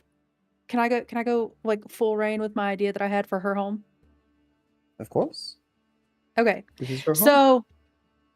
So I imagine that there is a little house, or it not little, but like slightly bigger than some of the other places like that you see in town. So it's still got the same like That's where I draw the line. architect. I'm just joking. It's got it's got the same architect, and like that's very much where Shushar stays. Like that's his home. But then, like hanging from the ceiling is a large like cocoon-like structure that's got a hole in it that obviously is like a front door or an area to go into. Uh, how tall is this cavern? The cavern where Shtoop is Mm-hmm. massive. Like the ceiling easily spans up to varying heights of like 100, 200, 300 feet, even some higher. So If you could see to the ceiling, she's got like spiderweb tunnels going from her house up to the ceiling and like along the walls into other various rooms and things that she's created. Um, that's essentially it's just a massive spider web above a shloop de loop, shoop de boop.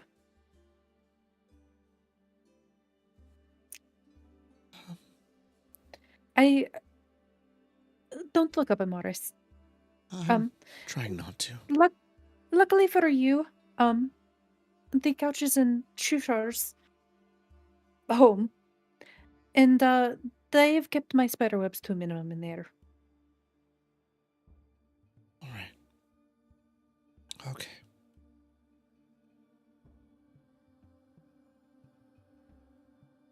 And Mars will try to follow her in. I'll just open the door and walk in.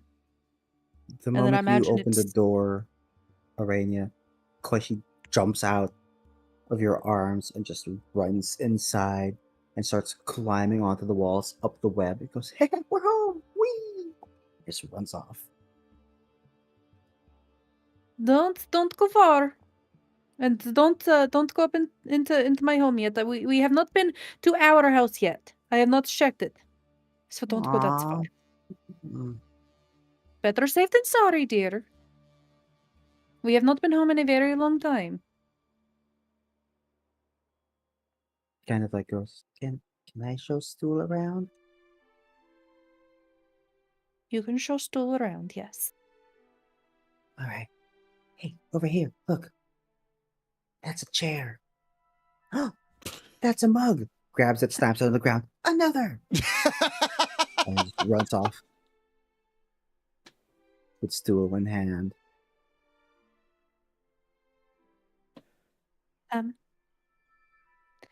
Well, yeah, Morris, here's the couch. And she'll like weave inside and go into like a larger living room looking area.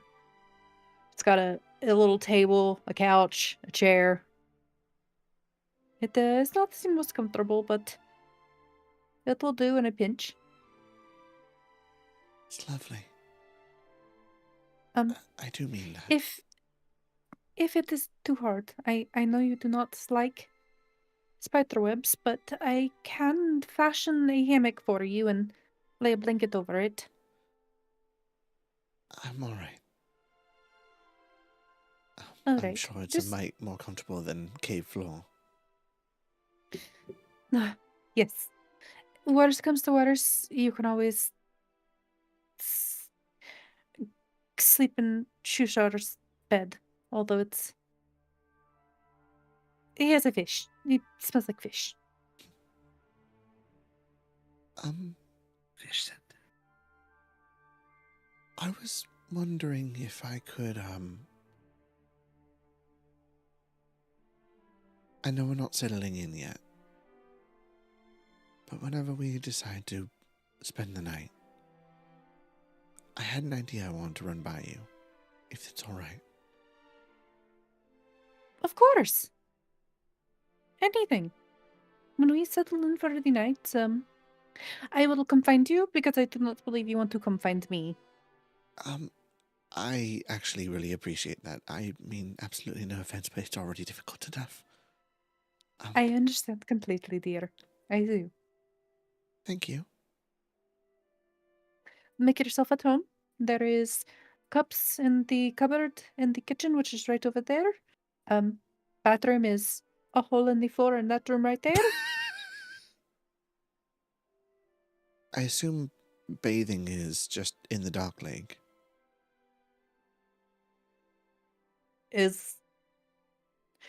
I can go however I want with this. So, well, for most there is. Father, I'm not sure if he cares too much. I did have a tub brought in. I also have. Can I have a hot spring, please? The Kutoa don't bathe necessarily, but sure. You can Yeah, have a hot no. spring. So this is going to be kind of private hot spring, but you'll see. If the Kuatoa, as I said, I don't believe Father uses the tub very often. If you are willing to venture up the webs, I do have a small cave that's got a hot spring in it. Oh. I found it well, or me and Kit found it while exploring after finding this place. And it's up the webs. Right. Yes, unfortunately. I could carry you up if that would help. How far up? Well, she'll, like, go over to the door and step out. And do you see that hole on the wall right there that's got a little bit of, the floor is fallen away. When I repair it, it is through that hole. As you're pointing towards that hole, Amaris, you look at where Arania's pointing, and it's easy to spot because you see a tiny little spiraling, carrying a little mushroom up towards said hole. Oh my god. So... No! I told you not to leave the house!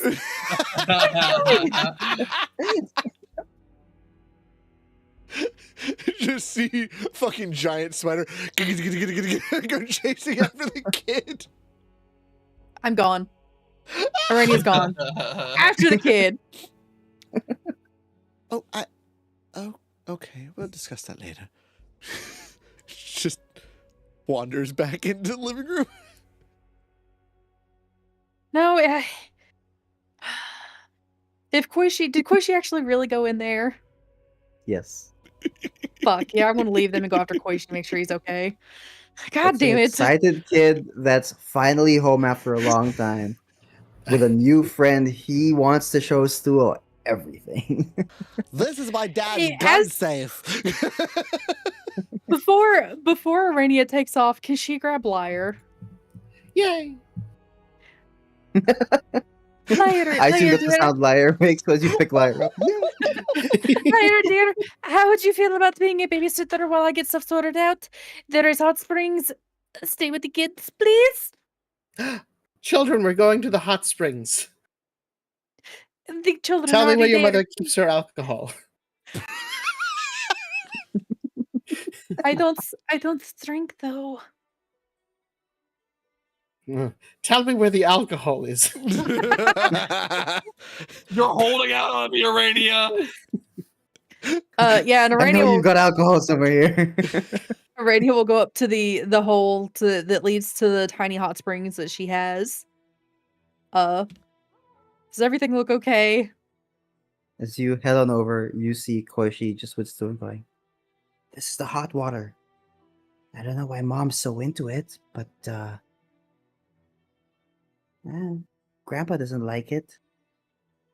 I don't like it too. Yeah. Why don't Koishi? you like it?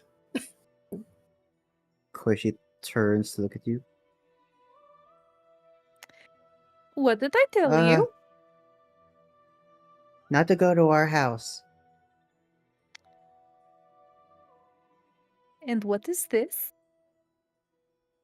The hot water. This is an extension of our house. Just because the flooring outside is gone does not mean it is not. But I wanted to show Stool everything. I know, I know. You were excited for being home after such a long time. That is why I thought it over. You can continue to show him around. However, you must take Lyra with you. Looks over towards you, Lyra, excitedly. Jazz Oh, hands. Okay. And kind of like runs over to you and grabs you by your hands. Goes, this way, this way, this way. All right, lead the way. Lyra, I owe you tremendously when I come back, I promise. Whatever you want, whatever your heart desires, it's yours. Alcohol. Deal! I will go get some for you. Although most of the alcohol in town tastes like piss, but I'll do it. Most does. That's what happened when fish swim in the water. I feel we should not tell her about the mushroom alcohol. All right. Well, now that our kids are well taken care of, I guess she'll go back.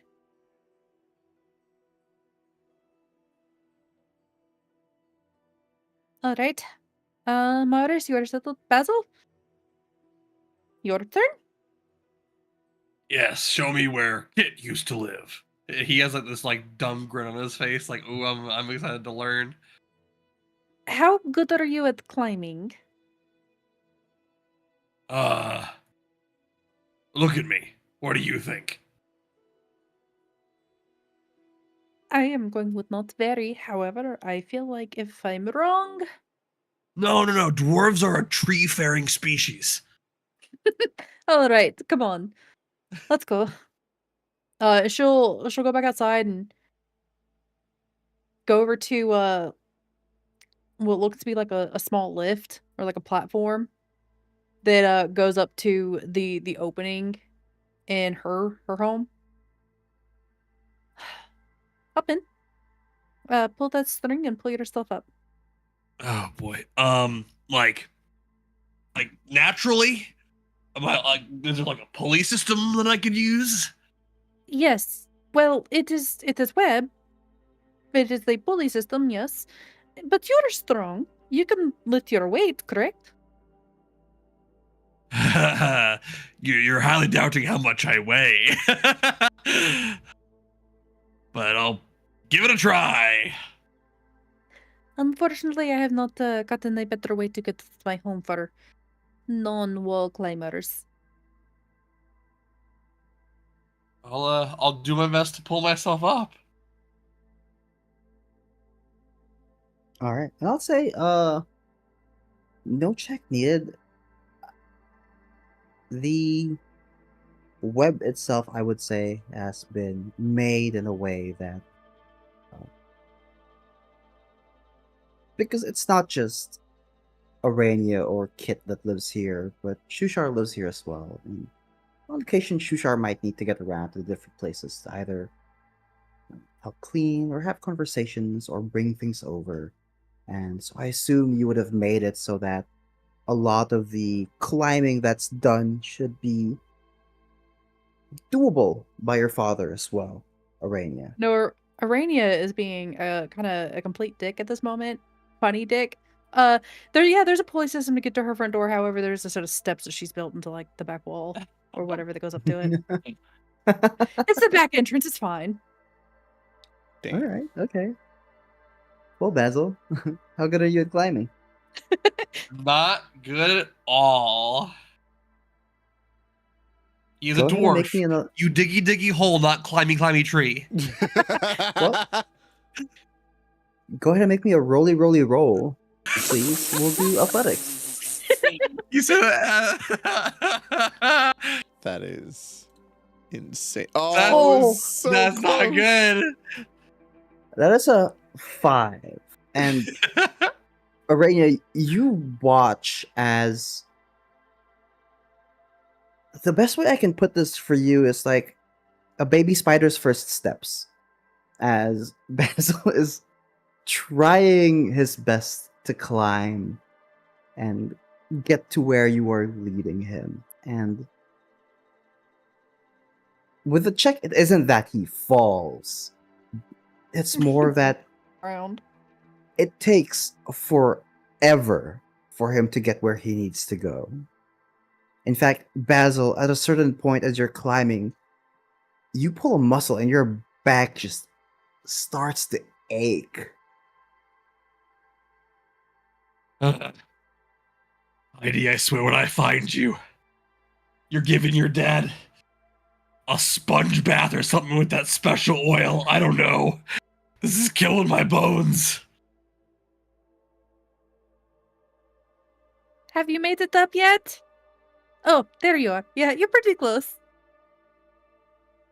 You're pretty close. And as you're climbing one of the webs, you see some of the threads start to slowly snap, but not in the way it's gonna drop you. More like it starts to go slack and you slowly start descending.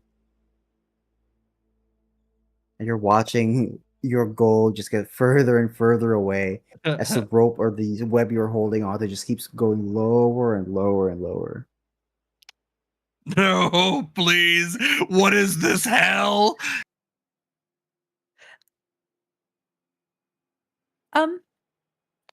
When he's like almost near the ground again, Irania will like peek out of the doorway and be like, "Oh, well, I guess if this is not going to work, you can use Shishar's way up. If you go to the house back by the bathroom and you go up to that door, there is a funnel web that leads up with a set of stairs in it." Baz is like upside down at this point. He's just like staring up at you. It was a good workout. You still holding that rapier? You evil entity. Well, maybe. Come on, Remind Basil. me when Come up here. Remind me when I cook, you get half portions next time. But what if I told you I have a nice kitchen? We'll see about it. And he's gonna use the like very, very slowly use the funnel web stairs. All right. And as you arrive at the top, exhausted, I assume, from Very. all your endeavors, you've, at this point, escaped prison, ran from demons, fought demons, escaped from a cavern with no air and was filling with water, fought several gnolls, and yet I assume this has been the most grueling task you've done so far in your adventure, Basil. Damn. God, I have 13 kids. Yeah.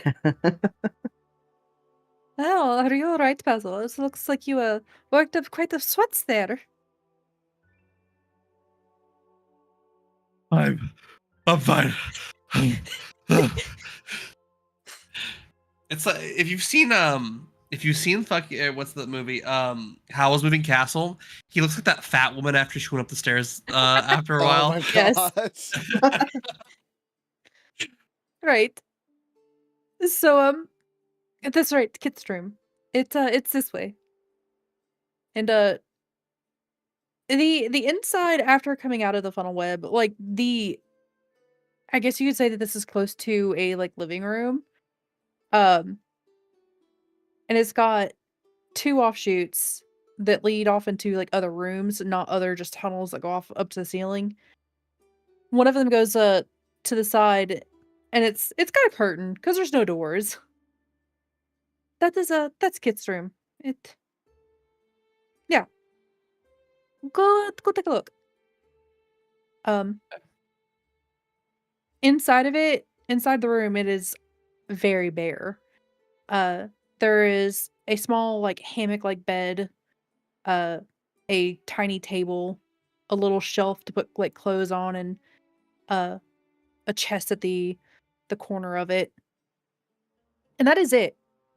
It looks like it's not been lived in or been touched in a very long time other than to just upkeep the room, and there's not any personality in it whatsoever. Other than, like, her saying it's Kit's room, you would almost just think this is a spare bedroom.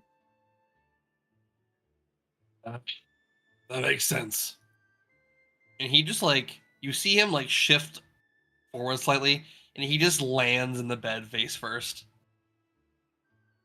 Yes, unfortunately, when I constructed this room, it was after his last visit.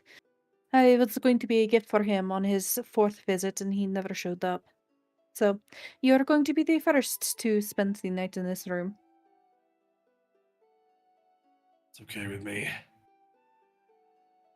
But it is roomy enough for you. I hope. What do you call me, fat? No, I just I'm That's just okay. kidding, Arania. It'll be fine. all right. Though I'm much like, less fat after that. I'm not going to be mean. Never mind. If you are hungry but you do not want to go down to Shushar's, if you follow that funnel web right there up, it goes to a small kitchen-like area. It's got a little sink pool thingy, little shelf-like area of stone that we cut out that acts as a counter. And then it's got another one with a vent for cooking. I'll see what I can do when I can move my limbs again. If you need any help, let me know. He gives just like a weak thumbs up. She'll give him a pat on the shoulder. I am sorry. That might have been too mean of me for your old age. Damn, fat and old. Arania is being vicious.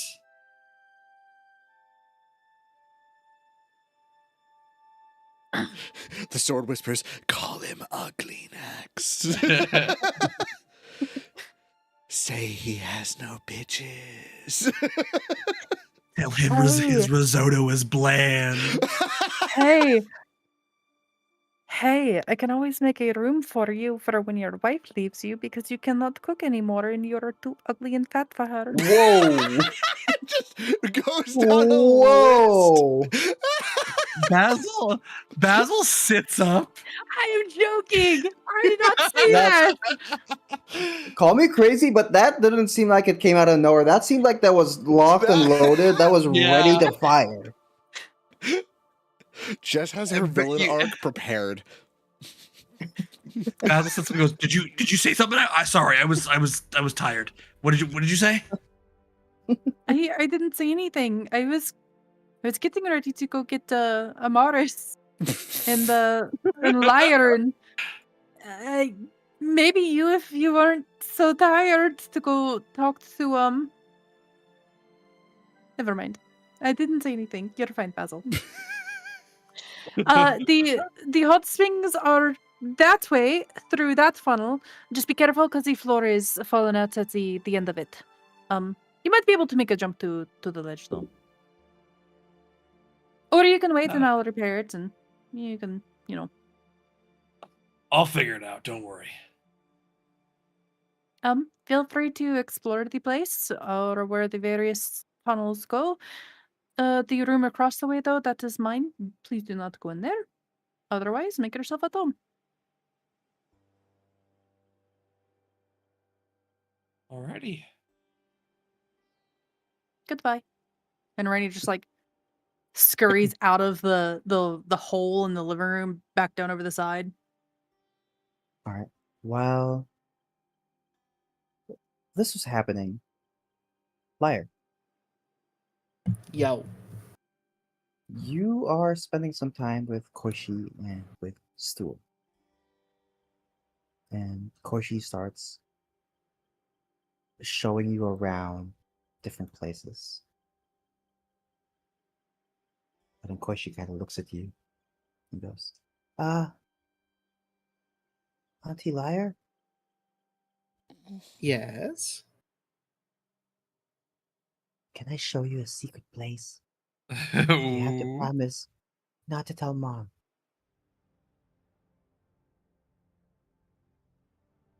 I promise that as long as it is something that keeps you safe or is not a danger to you or others, I will keep it a secret. Jeff's therapist side coming out.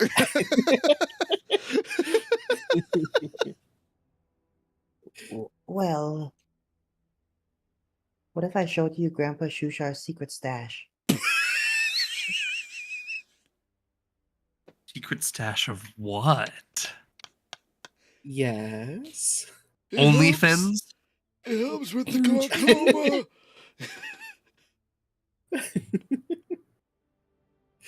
Sorry, what did you say? He drinks it to make him happy. Ah. Where is this? Well, he hides it in his room. Let's go see if we can rescue it. And then can I show you the place?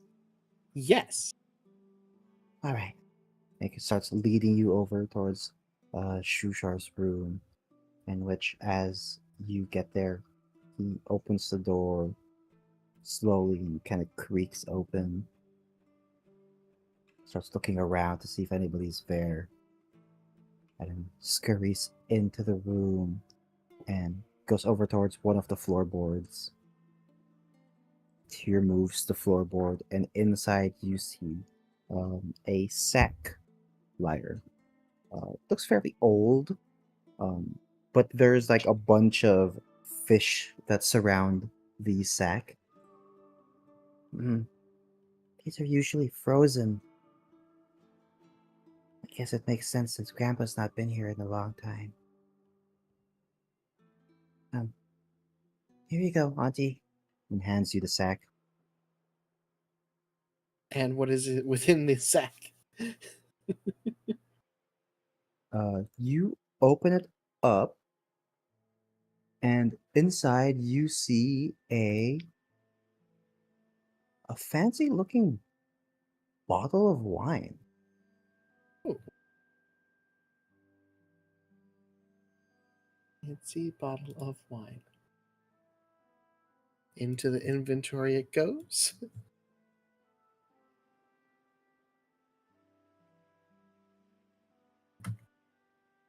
I'll just keep this safe for him until he returns. All right, if you want to drink it, you can. Can I drink it too? When you're older, or whatever equates to you being mature, I understand that can be confusing.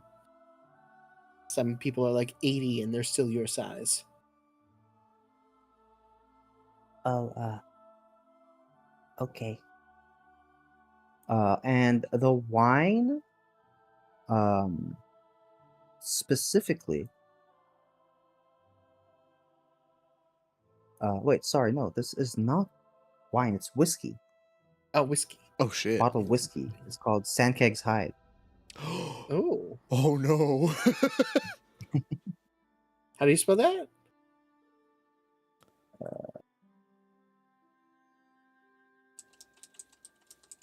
There we go. Ah. Can I take like a sip? Sippy sip? Sure. This can only end well. Jeffrey doesn't know what this is. What is it? As you open it up, its smell immediately hits you. It's got this earthy and herbal aroma, but it's similar to vinegar wine. And as you take a sip out of it, it is this pungent and acidic taste that immediately hits your tongue, followed by a burn as it goes down your throat, numbing your body. Ooh. Some really powerful stuff. Oh, God. As you kind of take a sip for a while, you try and speak, but your tongue and your mouth's gone numb, so you have a bit of a difficulty in speaking for a moment. Okay. Yeah, Grandpa says the same thing too sometimes. I don't get him though. Very good. Do you know how to turn someone on their side? I don't know what you're saying. Okie dokie. Let's go find go to my another place result. Uh-huh. Let's go. Okay. I don't know why I became Mario. It's a secret side effect. Fun fact, you can actually get Sandkeg's hide in real life. Well, I mean, I think actually they In real life. stopped selling it, but yeah. They I used to wonder why. actually sell it. I feel like I should go find my kid. That motherly instinct is kicking in. Eventually, Koishi leads you to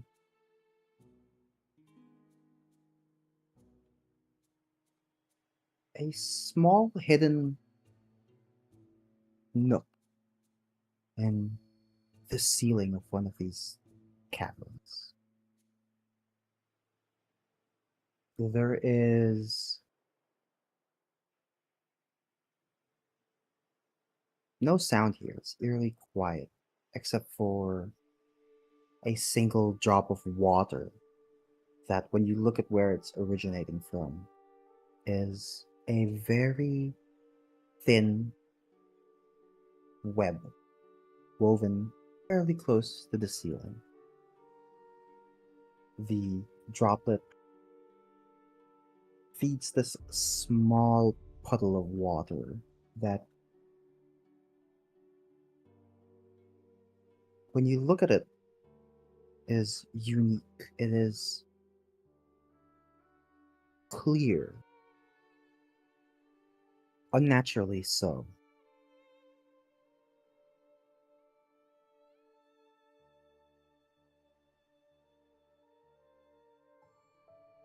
Of course, she kind of is it? leads you inside. Come on, in here.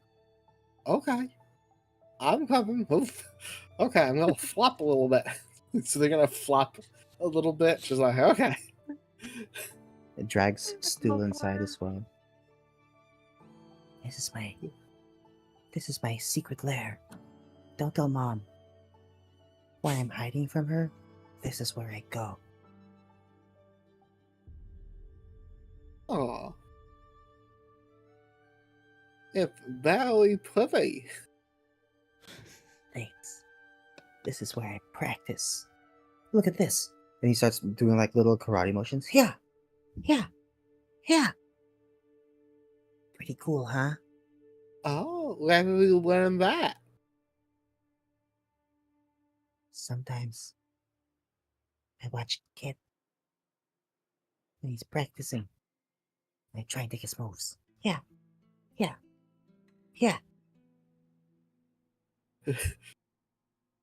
Liar, like, kind of like sloppily claps a little bit, like, oh, good job. Oh boy. Is are you okay? Was Grandpa's drink too strong for you? No, it's been a while. It's Well, important to continually drink, otherwise you build up you lose your tolerance. he takes a little shell and scoops up a bit of that clear puddle and hands it to you. Here. Thank you. Maybe I should stop taking drinks from you. But he's still drinking. All right. As you take a drink from that clear water, you feel your body cleanse itself. Oh. The Oh. numbing effects of Samkeg's hide just immediately disappear. Oh, that's really good. Where did you get that? Well, I made this web here, and the little water that drops is really tasty.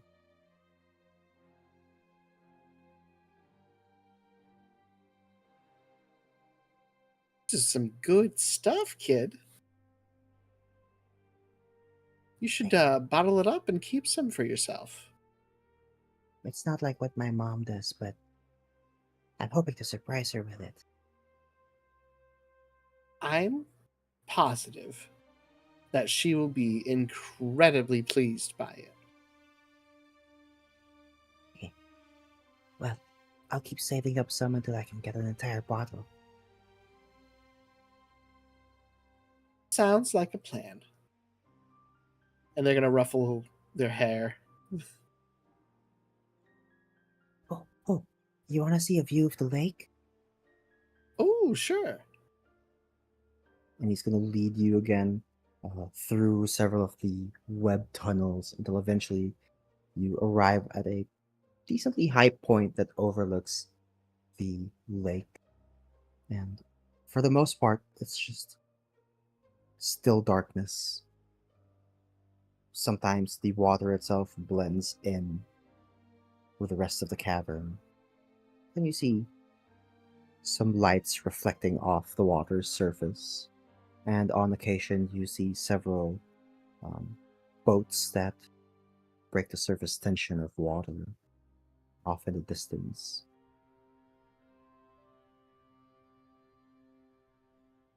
Oh, you know just all the spots, don't you? Yeah, this spot's one of my favorites. Guess I get to see the... And he just goes quiet for a bit as he stares at the lake.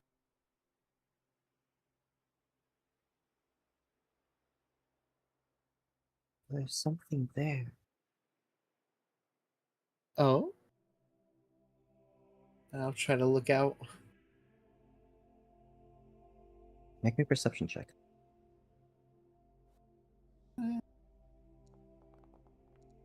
Aha! 10. Average. You look off into the distance and you see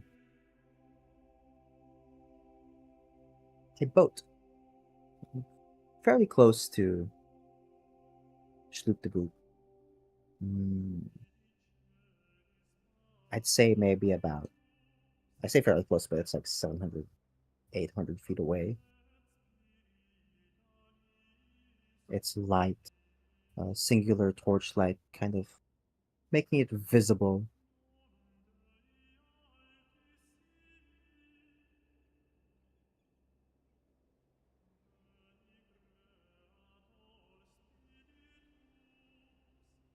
Oh, is it that boat?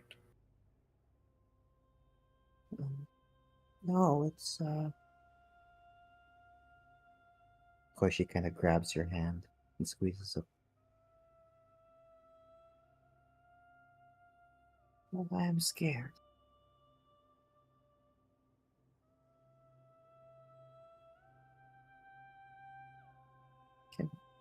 Can we go back down? Yeah, let's go. As you kind of look at Koishi as you say that and kind of look back towards the lake, kind of wondering what Koishi was looking at.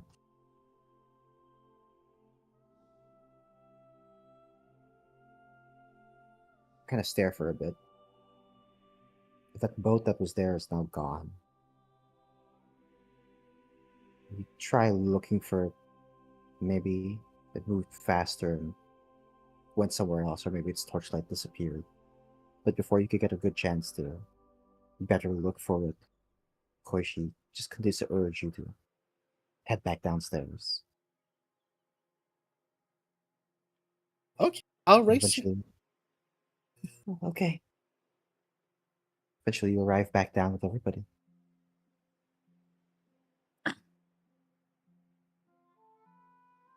And Koishi just runs towards Arania and kind of gives her a hug. And goes, I'm tired. Are you ready for a nap, dear?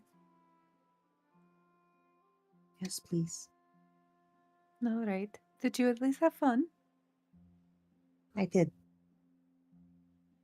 That is good. Stu, are you wanting a nap too? Still gives a nod. All right. Come here. And she'll pick both boys up.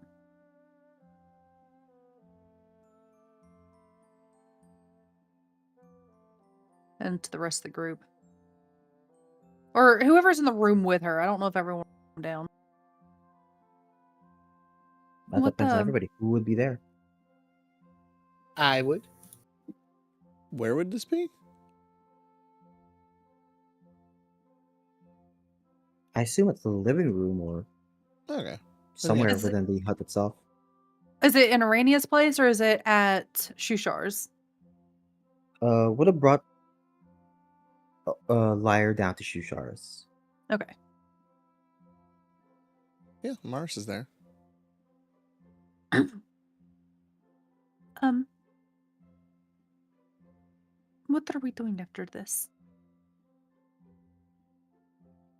Do you all need a little bit more time? If I'm honest, I'm still worried for Kit. I know there's things so am going on I. here, though. I understand. I am worried for him too. But unfortunately, though, I do not think there is anything we can do for him. He is going to have to make his own way back. Make it away.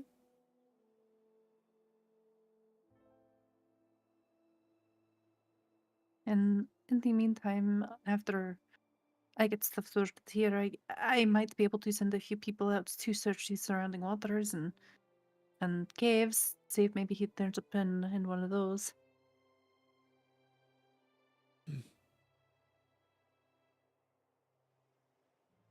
Um, I did have an idea, but I need to go grab somebody first. If that's all right. How far is the tavern from here? Not that far. The Tanglenets is fairly close to where Arania lives. All right.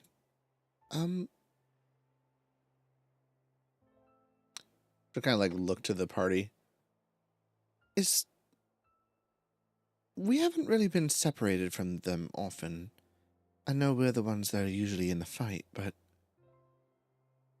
is there anyone that you all had questions for?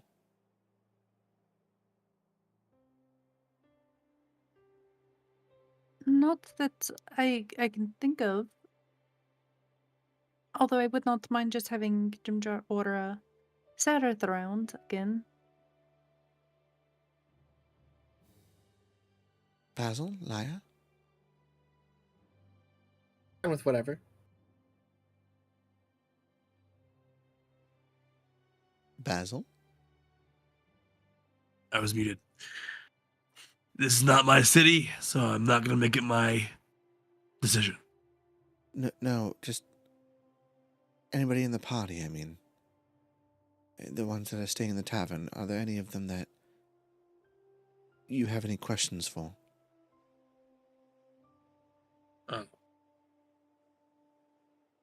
No. All right.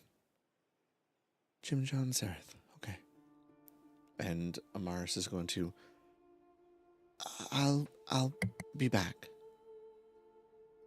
And she's gonna run to the tavern really quick. All right. You head on over towards the tavern. As you do, you see the group, the prisoners, your prison mates, at a table with Merrick and Bob. They seem to be having conversation, drinking the ale. Although you see Seraph isn't very happy with what he's drinking. They kind of see you, and Bob goes, "Oh, hey, over here. Hi. Hey, so I see you finally noticed who the cool people are, huh? Decide to hang out with us?"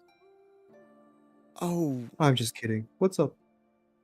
I actually would really like to talk to you all soon, but there's been something sort of pressing me, and I needed to keep a promise. Did you Oh, ever find okay. your other brother? No, I haven't even gone to look for him yet. Oh. Any, if I'm ever around town, any description you can give me? Looks like me. Looks like him. Understood. Thank you. She's gonna smile at them before going over to Seraph. Is Jim Jar downstairs, or is he up in the room? Jim dressed with them. Okay. She's gonna go over to Jim Jar and Seraph. Hi. Could I steal you both for a moment?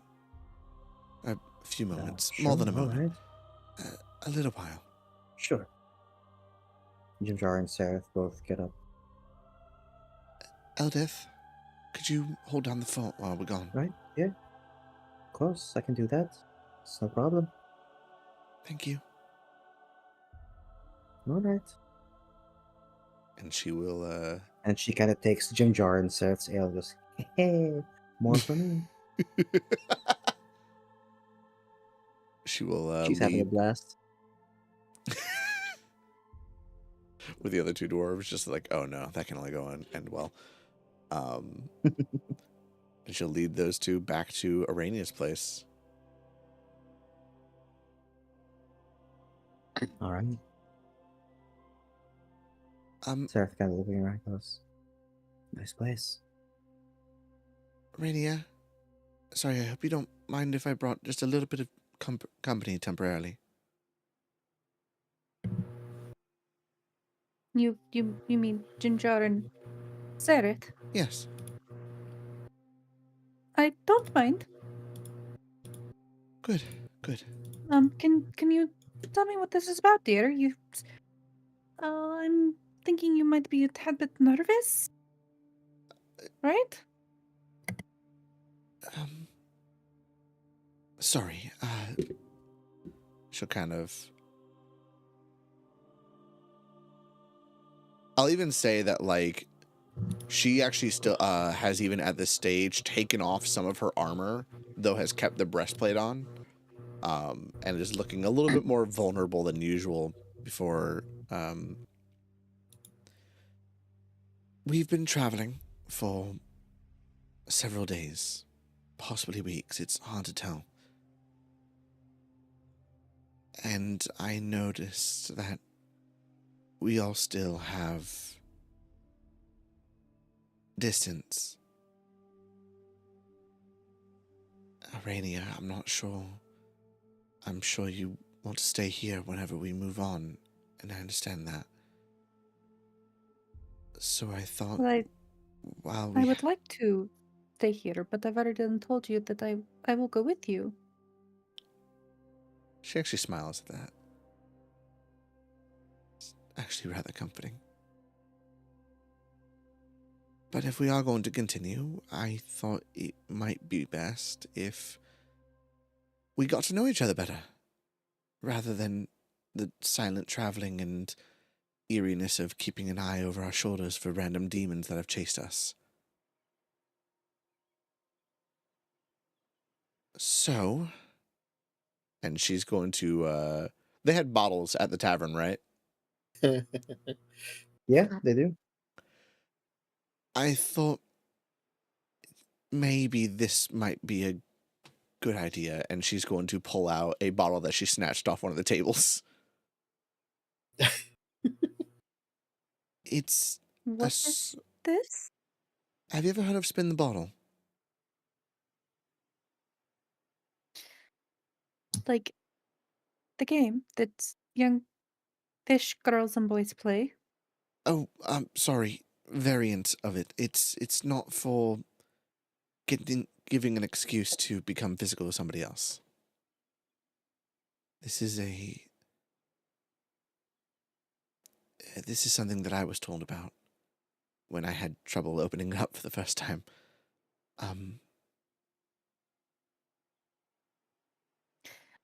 Well, how do we play your variant? Well, and I'm going to explain it in dice terms, which is because there is, I believe, uneven-ish, right? Does anybody abstain from drinking? I don't drink. Neither do I. I don't.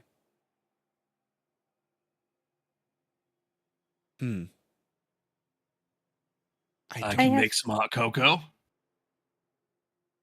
I also have a way of making tea if you would prefer tea. Oh, I'll take the cocoa though. It's not so much that. There's a sort of punishment mechanic. Normally it would be sort of truth or dance with people I knew.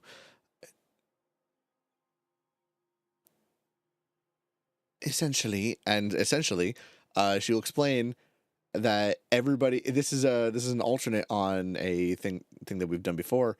It is rollies. Whoever gets highest gets to ask anybody else a question.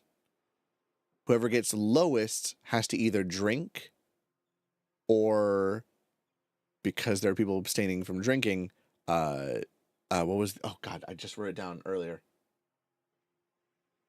Oh, just say one random fact about themselves.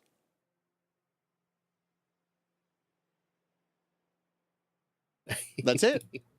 Sounds fun. It also gets rid of the problem that we Alright. had the last time where like only one person would ever get asked questions. And that's why I got Jim John Sareth, and she'll look to Sareth and say, I promised you we'd have a way of opening up a little. Also, the music stopped for me. You're right. The music did stop. I hear like dare I? crashing waves and that's it. He's filling it with drama. Bottom, bottom, bottom, bottom. But yeah, she'll take the bottle and put it in the middle and just sort of like sit down on the floor. If you all are okay with this idea, I don't know if it was a stupid thing to suggest. I think it is lovely. This is the best idea I've heard you say. That's actually rather hurtful. I've had a lot of ideas over the past few weeks. This is some bullshit. I had the idea to run. Do we not like run? It didn't involve drinking, did it? Fair. But yeah, highest gets to ask anybody a question. Lowest has to either drink or share a truth. All right. I'm rolling 2, right? For Jimjar and Yeah.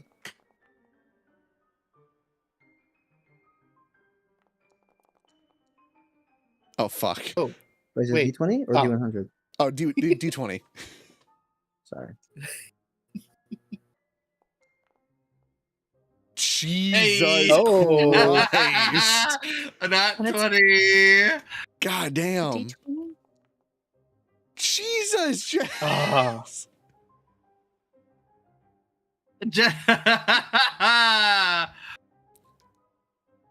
And we know you don't drink. Hey, look, all I'm saying out of character is please, someone offer her a drink, okay? It's Oh fine. no, drunk spider. Has everybody seen that video of like the fake video of scientists giving spiders like different kinds of like substances? Yeah. Yeah. This spider came home with a traffic cone on its head. That was fake.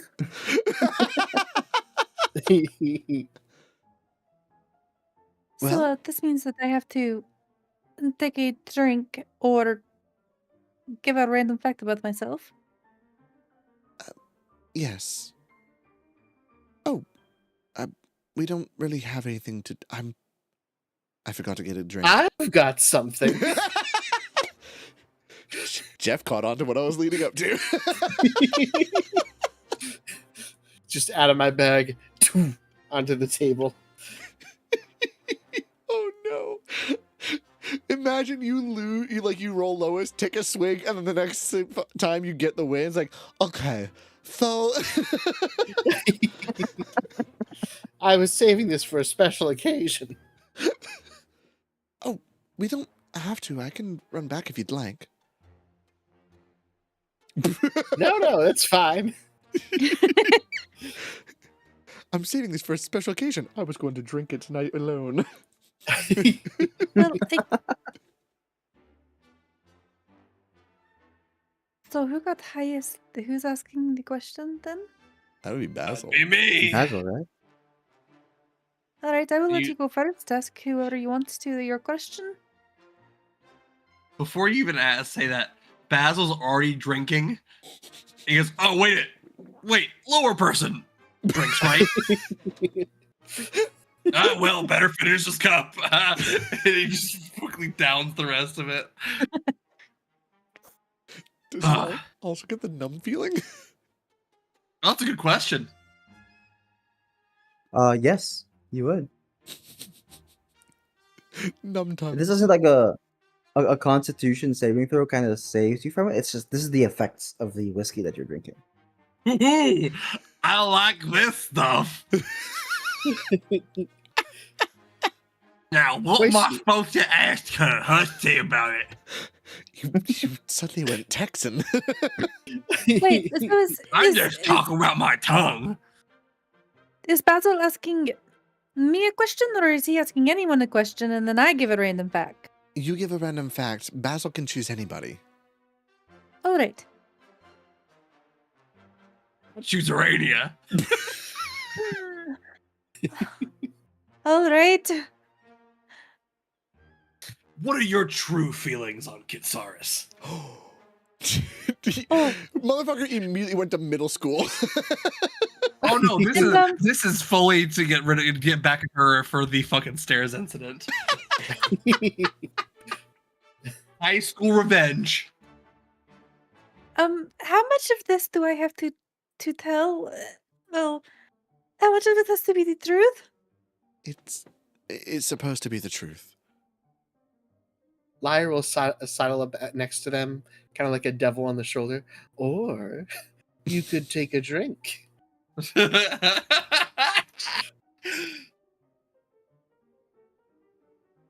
Technically, I think that is allowed.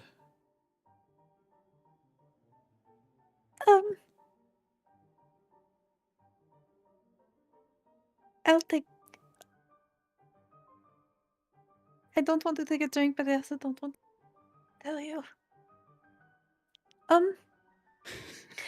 I sort of think the silence is actually the bigger answer. No, it's Basil's staring at you with the biggest shit-eating grin it's even possible. stop looking at me like that, Basil. Look, okay, I liked him way back when he was still coming around. It's been a while. Oh, so you're saying you don't like him anymore. I still like him. He has no memory of me. I cannot push my feelings on him like that. Now is this like a like, or just a like? I've answered your question. I think that's good enough, right? That's good enough, Morris, right? Let's roll another nat 20. It was technically a one question. Also, your voice got All right. so high there. It's... Okay, random fact. I like the purple green. That's it. No wonder. All right. That was an interesting first round. Respin.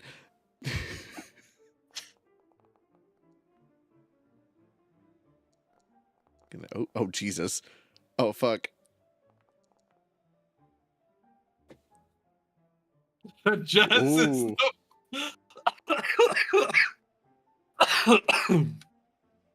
I think Liar was the lowest this time. Yeah. And either Jim Jar or Seraph. Who rolls It is first? going to be Sarah. Mm-hmm. He's gonna look at you, liar. I'm just gonna kind of go. You mentioned a club and a gelatinous cube. I don't remember if you said it was gnomes or halflings. But what was the story about that? Well, I heard it from a drow, who heard it from a minotaur, who heard it from what are they called? Zorn or something? I don't know. Anywho, there's a club allegedly called the Underdark, where it was very much themed after the Underdark. You know, you get you buy for a spot to engage in some role play and monster meets, and the gelatinous cube was supposed to help with the lubrication and cleaning. Unfortunately, it seems like they're still getting the kinks out, and well, two halflings and a minotaur ended up losing their bottom halves. All right, time to lube up. Ah!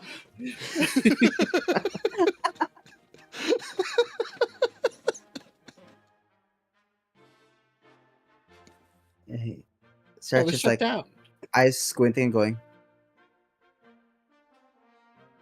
You guys think you have the Underdark all figured out? You don't. I know, it's nothing like the Flyers. It's only But I'm glad you 90%. get to properly experience the Underdark. Not yet. I mean, I guess I am now.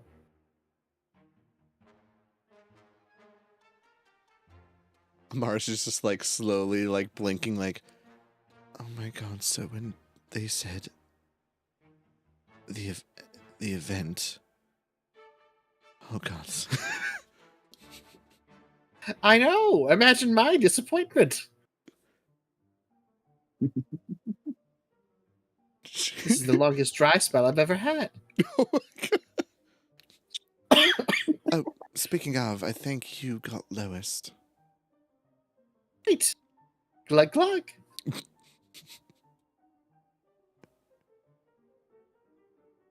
Oh. This is a fuff.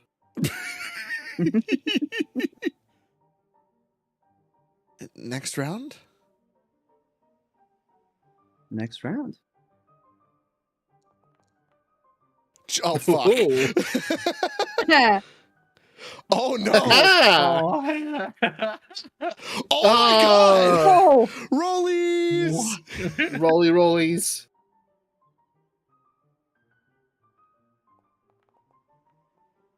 Oh. Oh. Hey. liar it is. Liar's going to like sashay their head, but be like they're sloshed a little bit. so it's gonna go like way farther than they mean to.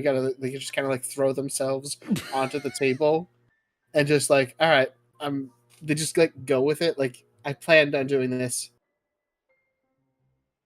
Amarith, what's your favorite thing about me? Um, And they're looking like a drummy, like your French, like a French girl on the table.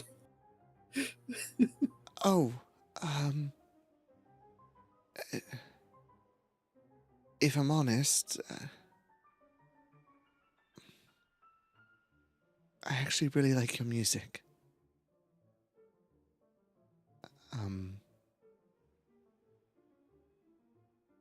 It's really nice.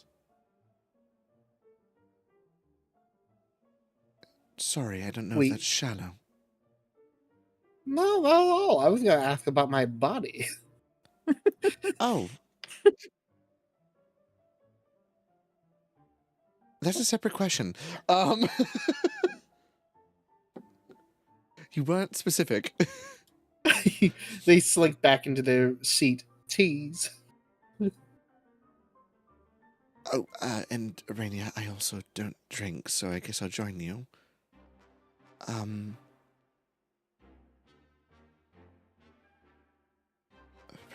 Random fact.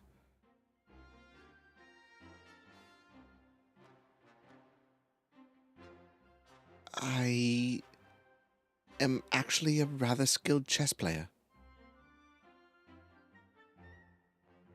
Oh, we should play sometime.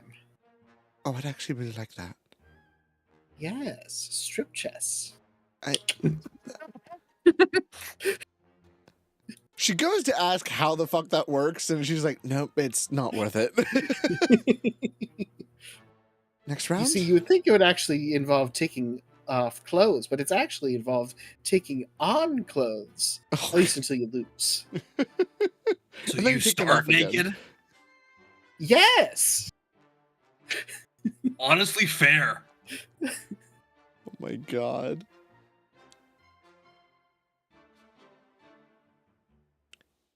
Next round.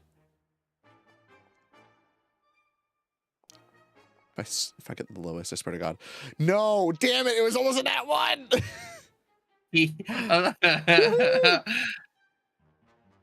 Wait, who got the highest? It's a me, I Oh, think. no, Unless Liar I'm- again. And I was lowest. I like Liar this game. sachets again towards you, throws themselves on the table. Whoa, okay. What's your favorite thing about me and my body? Like make the same mistake again. Like, was that directed at Mars? Yes. Oh,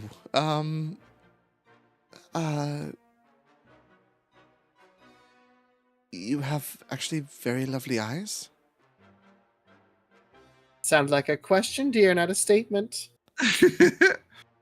Sorry, physical perception is weird for me, if I'm honest. No, but you do have very lovely eyes. They're very piercing Yeah. with their blue.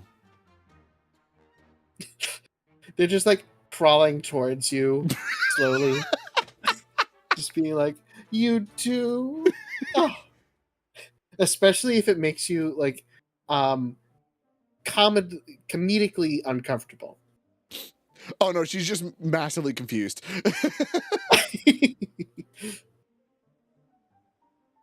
Excellent. And then they just like roll on the table back to their spot. It did not take a lot. Did you have some before? Maybe. Also, Arania? A random fact. I have not seen this guy before. Never. I was born and raised on here, so I've never been above ground. Kind of looks between Arania and Basil like... Shit's gonna be bonkers when we make it to the surface. Oh, you're gonna love the stars and the sun. Oh, beautiful. You just I gotta have- move towards it. That sounds. I've been told stories about above ground from Kit. Honestly, stories don't even begin to do it justice.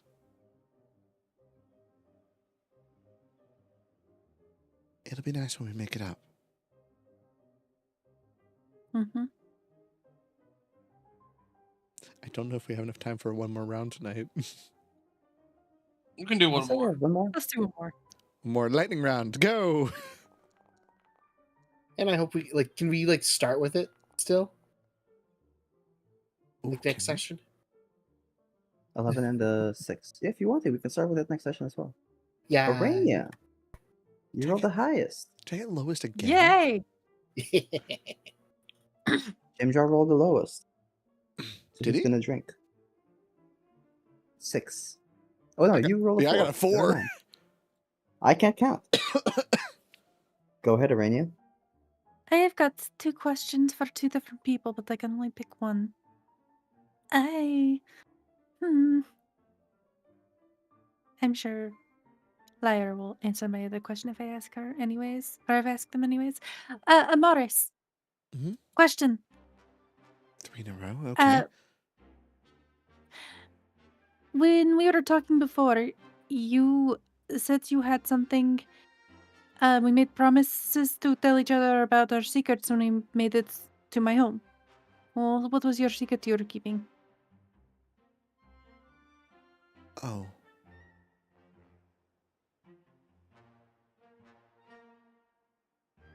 I can ask something else if you'd rather not answer. No, it's all right.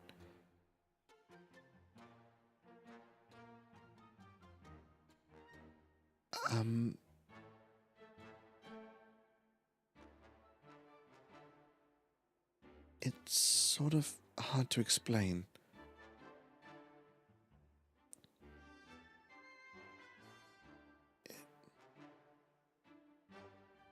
If you don't mind me reversing it slightly, there's context here.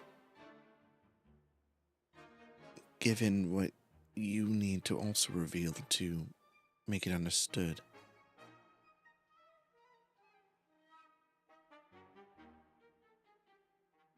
If you catch my drift?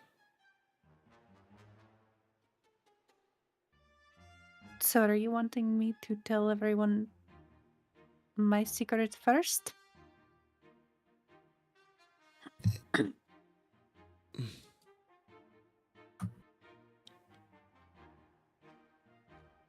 It's... I guess I'll just say... To put it vaguely, you're not the only one with a strong celestial heritage.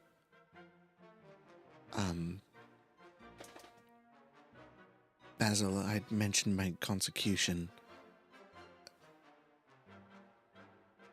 This isn't normal, but somebody within my lines of reincarnation was a very powerful celestial. That gift has actually passed down since. It's why I can do many of the things I can do.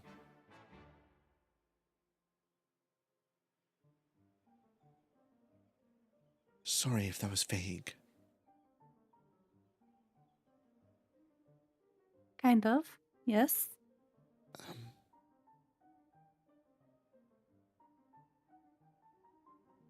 It's hard to explain.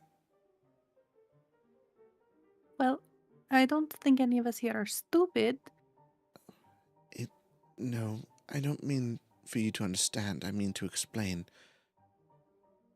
I don't remember them. At least not properly. It's a haze. It's...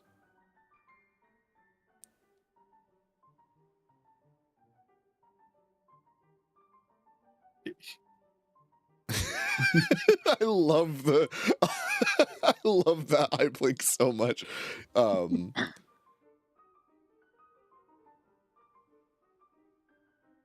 My reincarnation didn't go well. And I'm still working through that. But the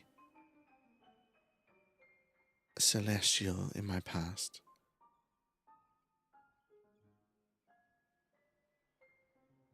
they were a great warrior. It's something I sort of struggle to hold myself to.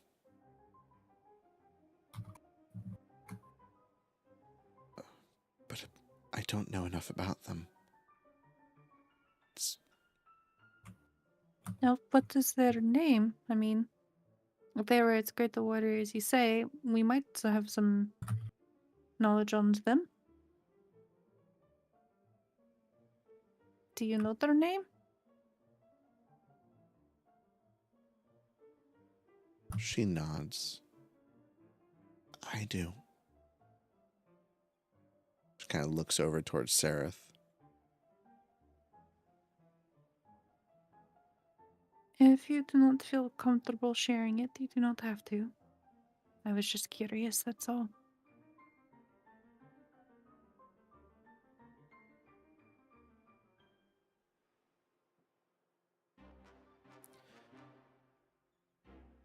For now, I'd like to keep it a secret. That name is one that brings danger. I am also hunted for it. So the less you all know, the more safe you are. But if it comes time, then I'll tell you.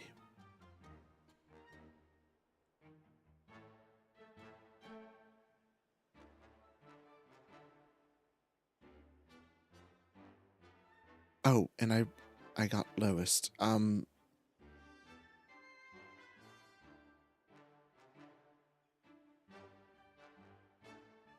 I love cats, but I've never owned one.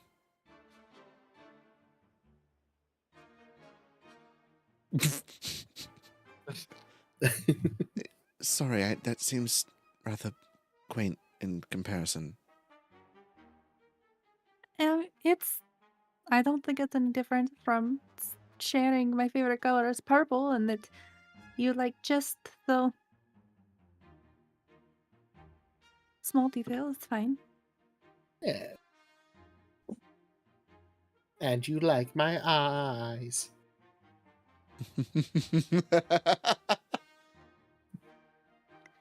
Damn, Arena, you fucking ended the session on one of the harder hitting ones, and I'm like, I can't go into too much detail because people are tired and sick.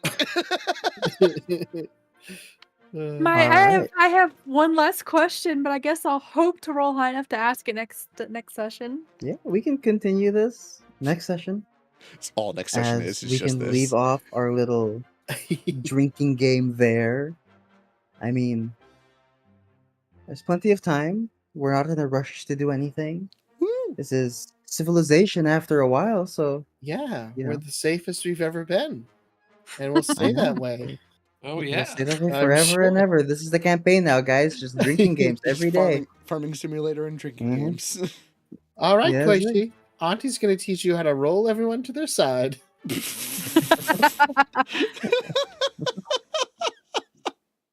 This is It's called the okay. recovery position. Grandpa's taught me that already. Oh my god. Who taught him that?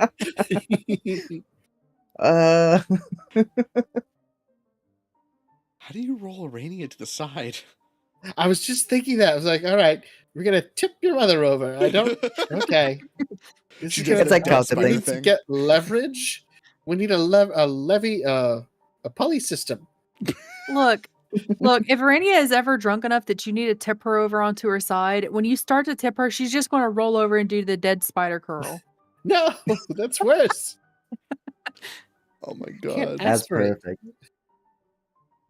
Actually, you're probably fine because you would lean forward, like your human side. It would just flop forward, right? Oh yeah. We'll never know.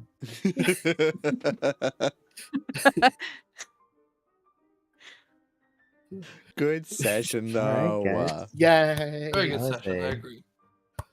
Yeah, pretty chill session, all things considered. Like Yeah. half the party, more than half the party is sick. One of them is so sick they couldn't join. I know. Yes. Hopefully Beto's back next week. I really We hope miss he's Yeah. back. Yeah. Next week will be full force, guys. 100%.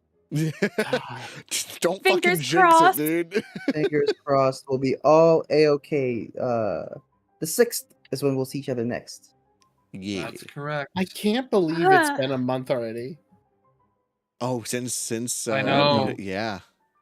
Yeah. Oh yeah, That shit's insane. Oh my Crazy. god. Force Texas. Darn Texas. Yeah. I'm gonna ask Jeff, did you go to figure that out by looking back at which was the last one that had him as a thumbnail? Because that's what I did earlier. No, I just it's just crazy. It's a lot. No, I just Ugh. remember it because I'm a It's good crazy. friend. But you wouldn't know that, would you? Oh yeah. Oh, the amount of time I'm. Oh wait, are we streaming? Let me wait till. After. Oh yeah. Bye stream. Bye, stream. Bye, stream. See you next Tuesday. I'm tired. Bye, stream. Bye.